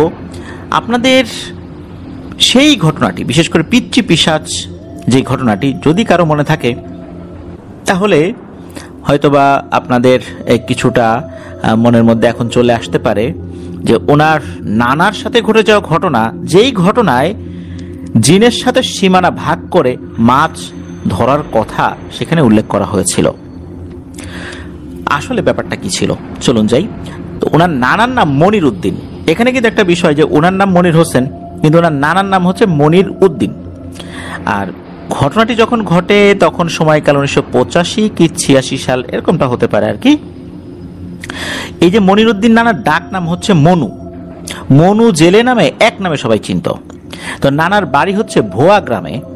তো নানার 3 জন ছেলে আর মেয়ে 2 জন, মোট 5 জন সন্তান। আলহামদুলিল্লাহ সবাই এখনো বেঁচে আছেন, সুস্থ আছেন। তো এদের মধ্যে সবচাইতে ছোট সন্তান হচ্ছেন এই যে মনির হোসেন ভাইয়ের মা। পরিবার তো বড়, পরিবারের সবার মুখে আহার তুলে দেওয়ার জন্য তো কাজকর্ম করতে হবে। কিন্তু সমস্যা হলো এই যে মনু নানা, উনি কোনো কাজ করতে চাইতেন না। এখন কাজ তো করতেই হবে, কি করা যায়? উনি চিন্তা করলেন যে কাজ না করে কতদিন চলা যায় দেখি। এই চিন্তা থেকে উনি যে কাজটি করেছেন সেটা হচ্ছে যে একটা কাজ তো করছেনই, কিন্তু সেই কাজটাকে আসলে কাজের পর্যায়ে নেওয়া যায় না, এটা বলতে হবে অকাজই। কারণ হলো রেখে যাওয়া, অর্থাৎ ওনার পূর্বপুরুষদের রেখে যাওয়া প্রায় 5 একর জমি বা 500% জমি ছিল। এইগুলো কিছু কিছু করে বিক্রি করছেন আর খাচ্ছেন, বিক্রি করছেন আর খাচ্ছেন। এভাবে বসে খেলে তো একটা সময় রাজার ভান্ডারও শেষ হয়ে যায়। এখন এই যে মনু নানার বাবা, উনি কিন্তু বুঝতে পেরেছিলেন যে অবস্থা বেশি দিন এভাবে আর ভালো থাকবে না। কিভাবে ভালো থাকবে? এভাবে জমি বিক্রি করতে থাকলে কি কেউ আর ভালো থাকতে পারে? সম্পত্তি তো প্রতিনিয়ত খোয়া যাচ্ছে। এখন ওনারও বয়স হয়ে গিয়েছিল, উনিও দিন মজুরি করতেন কোনো কোনো সময়, কিন্তু এখন তো ওনার বয়স হয়ে গেছে, উনি তো আর কিছু করতে পারেন না। আর এইভাবে জমি বেচে বেচে যদি চলতে থাকে এই মনু নানা, তাহলে তো অবস্থা খারাপ হয়ে যাবে। জমি বিক্রি করতে করতে একটা সময় জমিও প্রায় শেষ দিকে চলে এসেছে। এখন যতটুকু আছে এগুলো যদি বিক্রি করে ফেলে তাহলে চাষবাস করে খাওয়ার মতো আর কিছুই থাকবে না। একটা সময় হয়তোবা এই ভিটে মাটিও বিক্রি করে ফেলবে। ওই সময়ে নানার বাবা এই মনু নানাকে খুব করে বুঝান যে কিছু একটা করতে হবে রে বাবা, এভাবে তো চলবে না, অনেক তো ক্ষতি হয়ে গেছে ইতিমধ্যে, এখন কিছু একটা কর। তো নানা বুঝতে পারলেন যে আসলে অনেক বড় ভুল করে ফেলেছেন। এখন যা ভুল করেছেন সেটা তো আর সমাধান হবে না, কাজ তো একটা ধরতেই হবে। নানা তখন কর্মঠ হয়ে গেলেন। আগের ভুল থেকে শিক্ষা নিয়ে উনি আবার নতুনভাবে জীবন শুরু করলেন। উনি বিভিন্ন সময় বিভিন্ন কাজ করতেন। যেই নানা কোনো কাজই করতে চাইতেন না, সেই নানা পরিবারের সদস্যদের মুখে আহার তুলে দেওয়ার জন্য ভ্যান গাড়িও চালানো শুরু করলেন। এরপর বর্ষাকালে উনি মাছ ধরার কাজে নেমে পড়তেন। এখানে একটা কথা বলে রাখা ভালো, এই যে মনু নানা, উনি মূলত মাছ ধরতেন পরিবারের সদস্যদেরকে খাওয়ানোর জন্য। আল্লাহর কি অশেষ রহমত যে উনি যখন মাছ ধরতে নামতেন, মাছ যতটুকু তার পরিবারের জন্য লাগতো তার থেকে আরো বেশি মাছ পেয়ে যেতেন, সেটা আবার বিক্রি করতেন। এক এক সময় এক এক কাজ করতেন। নানা গুড়ের সিজনে গুড়ের ব্যবসাও করতেন। তো একবার হয় কি, রাত 1টার দিকে নানা গুড়ের আড়তে গিয়েছেন। ওখান থেকে গুড় কিনেছেন, আবার রওনা দিয়েছেন রাত 3টার দিকে। গুড় কিনেছেন 2-2.5 মণ। এটা কিনে বাড়ির দিকে রওনা দিয়েছেন ঝাঁকার উপরে নিয়ে, মাথার উপর ঝাঁকা, তার উপরে গুড়। বিশেষ করে ওই আড়তে রাতের বেলায় গুড় বিক্রি হতো, ওটা আবার রাতের বেলায় নিয়ে চলে আসতে হতো, পরের দিন আবার বাজারে যেতে হতো। এত ভারী একটা ঝাঁকা, এটা কিন্তু নিজে নিজে মাথার উপর উঠানো যেত না, দুইজনের সহযোগিতায় এটা উঁচু করে মাথার উপর বসিয়ে দেওয়া হতো।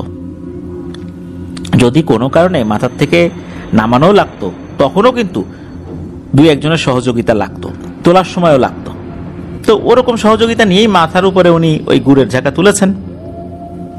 প্রায় 2.5 মণ গুড় নিয়ে উনি বাড়ির দিকে ফেরত আসছিলেন।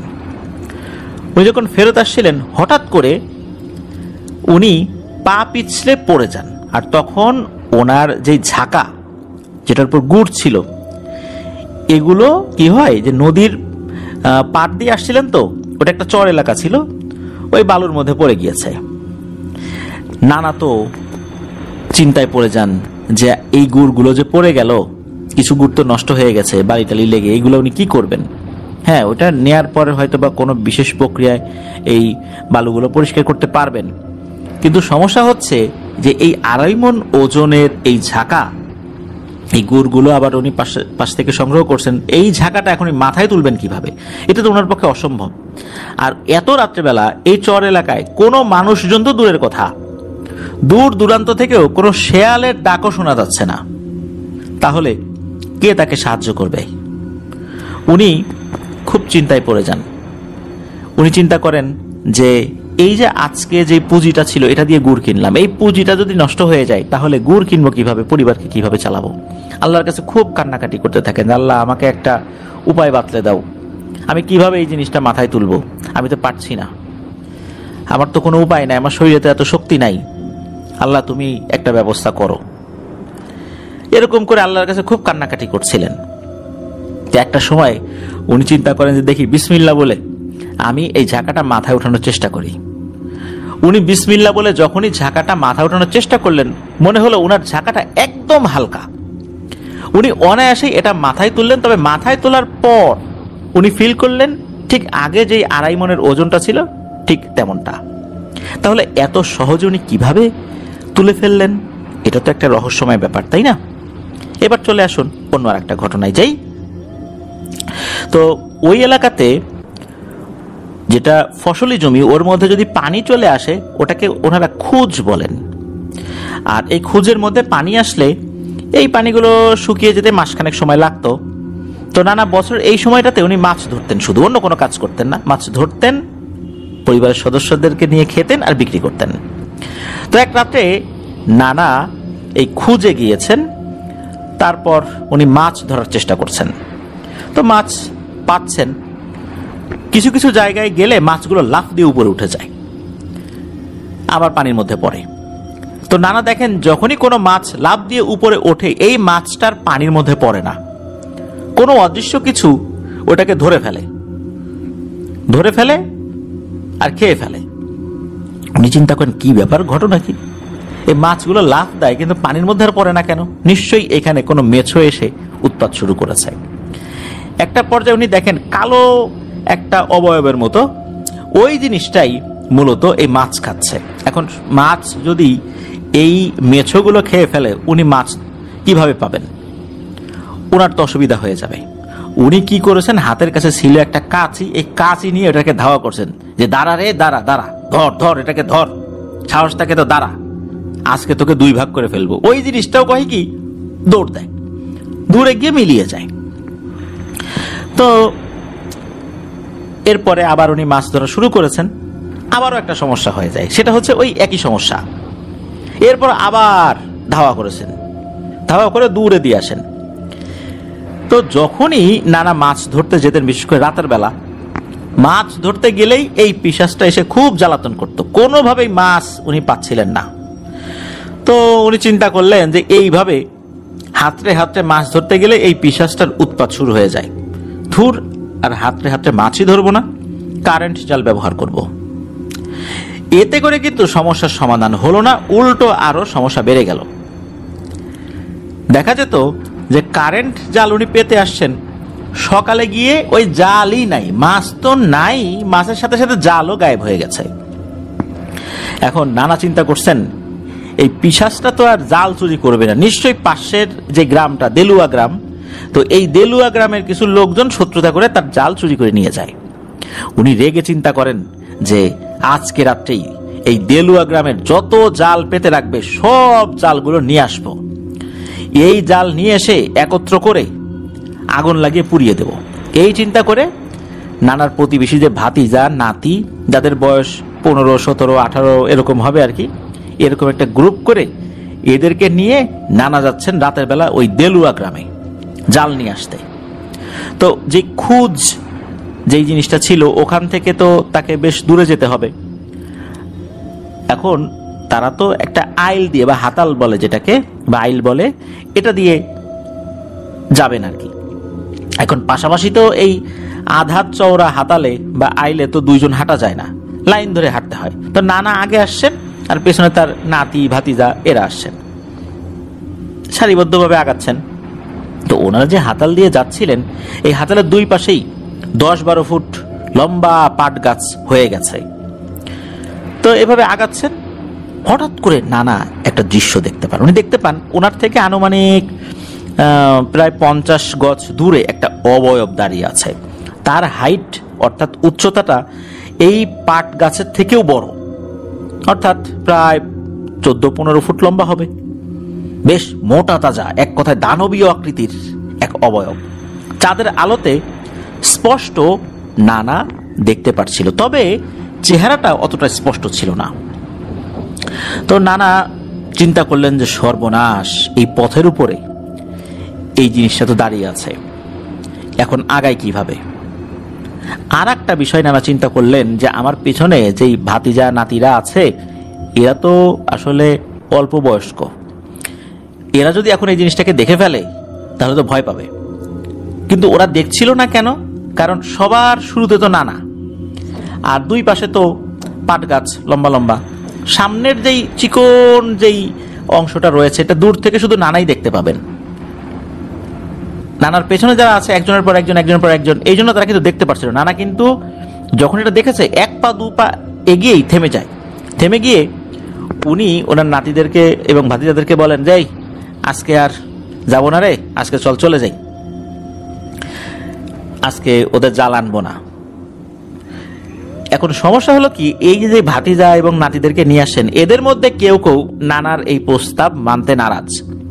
তারা বলছে যে চাচা বা নানা, তোমার জাল চুরি হয়েছে, তুমি মাফ করে দিছো। এই দেলুয়া গ্রামের লোকজন যে আমাদের জালও চুরি করে নিয়ে গেছে, আমরা তো মাফ করবো না, ওদের জাল নিয়ে আসবোই, তারপর আগুন লাগায় পুরাবো। এত বড় সাহস আমাদের জাল চুরি করে নিয়ে যায়।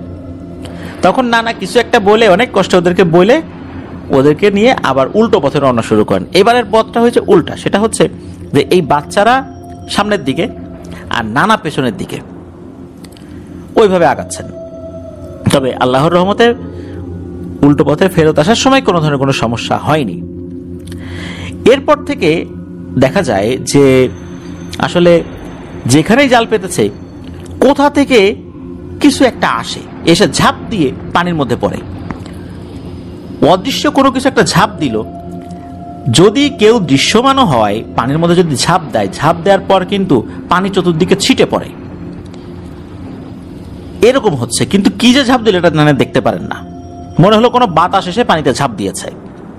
মানুষ ঝাঁপ দিলে যেরকম হয় ঠিক ওই রকম ভাবেই বোঝা যাচ্ছিল পানিতে ওই আলোড়নটাই সৃষ্টি হচ্ছে, পানি চতুর্দিকে ছড়িয়ে পড়ছে, পানি ছিটকে পড়ছে। আর ঝাঁপ দেওয়ার পর নিচ থেকে যে কিছু একটা উঠে আসবে তা কিন্তু হয় না, নিচ থেকে আর কিছু আসে না। তো নানা বুঝতে পারলেন যে আসলে দেলুয়া গ্রামের লোকজন এই জাল চুরি করে না, এই পিশাচটারই কর্মকাণ্ড এগুলা। উনি তখন চিন্তা করলেন যে ভালোই হয়েছে, ওই রাত্রে যদি যাইতামই ওইদিকে, দেলুয়া গ্রামের লোকজনের জাল যদি নিয়ে আসতাম, আগুনে পুরাই দিতাম, তাহলে তো বিশাল একটা মারামারি লেগে যেত দুই গ্রামের মধ্যে। আসলে তারা তো কাজটা করে নাই। তো যাই হোক, নানা চিন্তা করেন যে এইভাবে তার মাছ ধরা যায় না রে, কোনোভাবে মাছ ধরতে পারতেছি না, জাল হারায় যায়, এমনিতেও মাছ ধরতে পারি না। নানা মূলত ওই জিনের সাথে অর্থাৎ ওই মেছোটার সাথে একটা চুক্তি করেছিলেন। চুক্তিটা এমন ছিল যে নানা যদি কোনো জায়গার উত্তর দিকে মাছ ধরেন তাহলে ওই অবয়বটা দক্ষিণ দিকে যাবে, আবার নানা দক্ষিণ দিকে গেলে ওই অবয়বটা উত্তর দিকে আসবে, কিন্তু নানা যেদিকে থাকবে ওই দিকে যেন এটা না আসে। এতে করে ওই জিনটাও কিছু মাছ খেতে পারবে, নানাও মাছ ধরতে পারবে। ওই জিনটা নাকি মেনেও নেয়। এরপর থেকে নানা যখন ওই হাতালের উত্তর দিকে মাছ ধরতো জিনটা থাকতো দক্ষিণে, আবার নানা যখন দক্ষিণে মাছ ধরতো ওই জিনটা থাকতো উত্তরে। নানা বুঝতে পারতেন যে ওই জিনটা উত্তরে আছে, ওই অবয়বটা ঘুরে ঘিরে বেড়াইতো, কিন্তু নানার কাছে আসতো না। তো এর বেশ কিছু বছর পার হয়ে গিয়েছে। ততদিনে নানার সব সন্তানের বিয়ে হয়ে গিয়েছে। তো ঘটনার এই অংশটুকু এখন থেকে 20 বছরের মতো আগের, 2004-5 সাল এরকম হবে আর কি। তো নানার তো এই মাছ ধরার নেশা, নানা মাছ ধরতে গিয়েছেন। তো নানা যেই জায়গাতে মাছ ধরতেন সেই জায়গায় একটা টং তৈরি করেছেন, তো পানির উপর থেকে উঁচু করে, যাতে করে সবসময় পানিতে দাঁড়িয়ে থাকতে না হয়। তো বাঁশ দিয়ে বিশেষভাবে এই টংটা তৈরি করা হয়। তো তিনি ওই কারেন্ট জাল দিয়ে খুঁজের বিভিন্ন জায়গায় ওই মাছ ধরার চেষ্টা করতেন। ওই কারেন্ট জাল পেতে রাখতেন, 2-3 ঘন্টা পর পর সেটা চেক করতেন। তারপর মাছ যেগুলো ধরা পড়তো সেগুলো নিয়ে এসে ওই টঙের ওখানে রাখতেন। ওখানে একটা পাতিল থাকতো, ওই পাতিলের মধ্যে মাছ রাখতো আর কি। যখন দেখা যেত অন্য লোকরা মাছ পেত না, কিন্তু নানা ঠিকই মাছ পেতেন। নানা মাছ বিক্রিও করতেন, আবার পরিবার নিয়ে খেত না। এই বিষয়টা নানার এক চাচাতো ভাইয়ের নজরে পড়েছে। তো ওই চাচাতো ভাই চিন্তা করছে, আচ্ছা এই মনু কেমনে এত মাছ পায়, এটা দেখতে হবে। আমরা কেউ মাছ পাই না, ও এত মাছ কিভাবে পায়? তখন ওনার ওই চাচাতো ভাই ওনার যে টংটা ছিল ওখান থেকে বেশ দূরে একটা জায়গায় ওত পেতে বসে আছেন যে নানা আসলে কিভাবে মাছ ধরে। ওই জায়গাটা বেশ পাটের ক্ষেত ছিল, তো এই জন্য তার নজরদারি করতে সুবিধা ছিল, নানা তাকে দেখতে পান নাই। তো নানা তো ওই টঙের উপর আছেন, আর ওই লোকটা দূর থেকে দেখছে না ওই লোকটা কিভাবে মাছ ধরে। তো নানার ঘুম ঘুম ভাব চলে আসছে। হঠাৎ করেই নানাকে কেউ ধাক্কা দিয়ে টং থেকে ফেলে দেয় পানির ভিতরে। আর তখনই কোনো এক অশরীরী এসে নানাকে পানির মধ্যে চুবাতে থাকে। নানারও বেশ শক্তি ছিল আল্লাহর রহমতে, তো নানাও নিজেকে ছাড়ানোর চেষ্টা করছিলেন। এখন নানার যে চাচাতো ভাই দূর থেকে ওত পেতেছিলেন যে নানা কিভাবে মাছ ধরে এটা দেখার জন্য। তো ওই সময় তো চাঁদের আলো ছিল, উনি দেখেন যে এই ঘটনা, কোনো কিছু একটা আক্রমণ করেছে এই মনু নানার উপরে। উনিও তো চিৎকার করতে করতে এগিয়ে যেতে থাকেন। তো ওনার চিৎকার এবং ওনার কাছে আসা দেখে ওই জিনটা তাকে ছেড়ে চলে যায়। পরে তাকে অর্থাৎ মনু নানাকে নানার ওই চাচাতো ভাই ধরাধরি করে বাড়িতে নিয়ে আসেন। এর 2 দিন পার হয়ে যায়। নানা তার ছোট ছেলের শ্বশুর বাড়িতে ছেলের বউকে আনতে গিয়েছেন। তো সেখান থেকে ফেরার পর নানা দুনিয়ার মায়া ত্যাগ করে না ফেরার দেশে চলে যান। মৃত্যুকালে নানার বয়স হয়েছিল 50 বছরের মতো। তো নানার মৃত্যু নিয়ে কয়েকটা কথা আছে। সেটা হচ্ছে যে ওই যে জিনটা, ওই জিনটার সাথে যে চুক্তি হয়েছিল ওইটাই মেরেছে নাকি অন্য কোনো জিন মেরেছে, এই বিষয়ে নিশ্চিতভাবে বলাটা মুশকিল হচ্ছে। বলা হয় যে এই যে জিনটা, এই জিনটার সাথে চুক্তির মধ্যস্থতা করে দিয়েছিল আর একটা জিন। সেটা কোন জিন? সেটা হচ্ছে যে ওই যে নানা যখন নদীর একটা চরে গুড় নিয়ে আসার পথে গুড়টা পড়ে গিয়েছিল, তারপর আল্লাহর কাছে খুব কান্নাকাটি করছিলেন। ওই সময় নাকি খুব ভালো একটা জিন ওই দিক দিয়ে যাচ্ছিল। নানার কান্নাকাটি দেখে ওই জিনটার খুব মায়া হয়। তো নানা যখন বিসমিল্লাহ বলে ওই ঝাঁকাটা ধরেছেন তখন ওই জিনটা সহযোগিতা করেছে, যার ফলে অনায়াসেই ওইটা তার মাথার উপরে চলে আসে। মূলত এই জিনটা বিভিন্ন সময় তার অস্তিত্বের জানান দিয়েছে, আর এই জিনটাই নাকি মধ্যস্থতা করে দিয়েছিল ওই মেছো পিশাচটার সাথে। মেছো পিশাচটা এই বিষয়টা মেনে নেয়, তবে চুক্তিটা আসলে কোন পদ্ধতিতে হয়েছিল এটা নানা আসলে বলে যেতে পারেন নাই, বা এটা হয়তোবা জানা যায় নাই। তো নানার মৃত্যুটা যে হলো, ওই পিশাচটা যে আক্রমণ করলো, হতে পারে যে অন্য কোনো পিশাচ নানার উপর আক্রমণ করেছিল। তবে শোনা যায় যে ওই যে নানাকে ফেলে দিয়েছিল এবং ধস্তাধস্তি হয়েছিল, ওই সময় নানার যা ক্ষতি করার করে দিয়েছিল, যার ফলশ্রুতিতেই নানা মারা যায়। তো এটাই ছিল ঘটনা। আর ওই পরহেজগার জিন পরবর্তীতে আবার কখনো কারোর সাথে দেখা দিয়েছিল কিনা নানার পরিবারের, এই বিষয়ে আসলে কোনো তথ্য পাওয়া যায়নি। তো ধন্যবাদ জানাচ্ছি মনির হোসেন ভাইকে মনু নানার ঘটনাটা আমাদের সাথে শেয়ার করার জন্য। আসলে মানুষ যখন খাস দিলে আল্লাহর কাছে কোনো কিছু চায়, আল্লাহ মানুষকে দিয়ে হোক, কোনো প্রাণীকে দিয়ে হোক, কোনো জিনকে দিয়ে হোক, ফেরেশতা দিয়ে হোক, তার নিজ রহমতে মানুষকে উনি দয়া করেন। মনু নানার ঘটনাই এটার প্রমাণ রেখে যায়।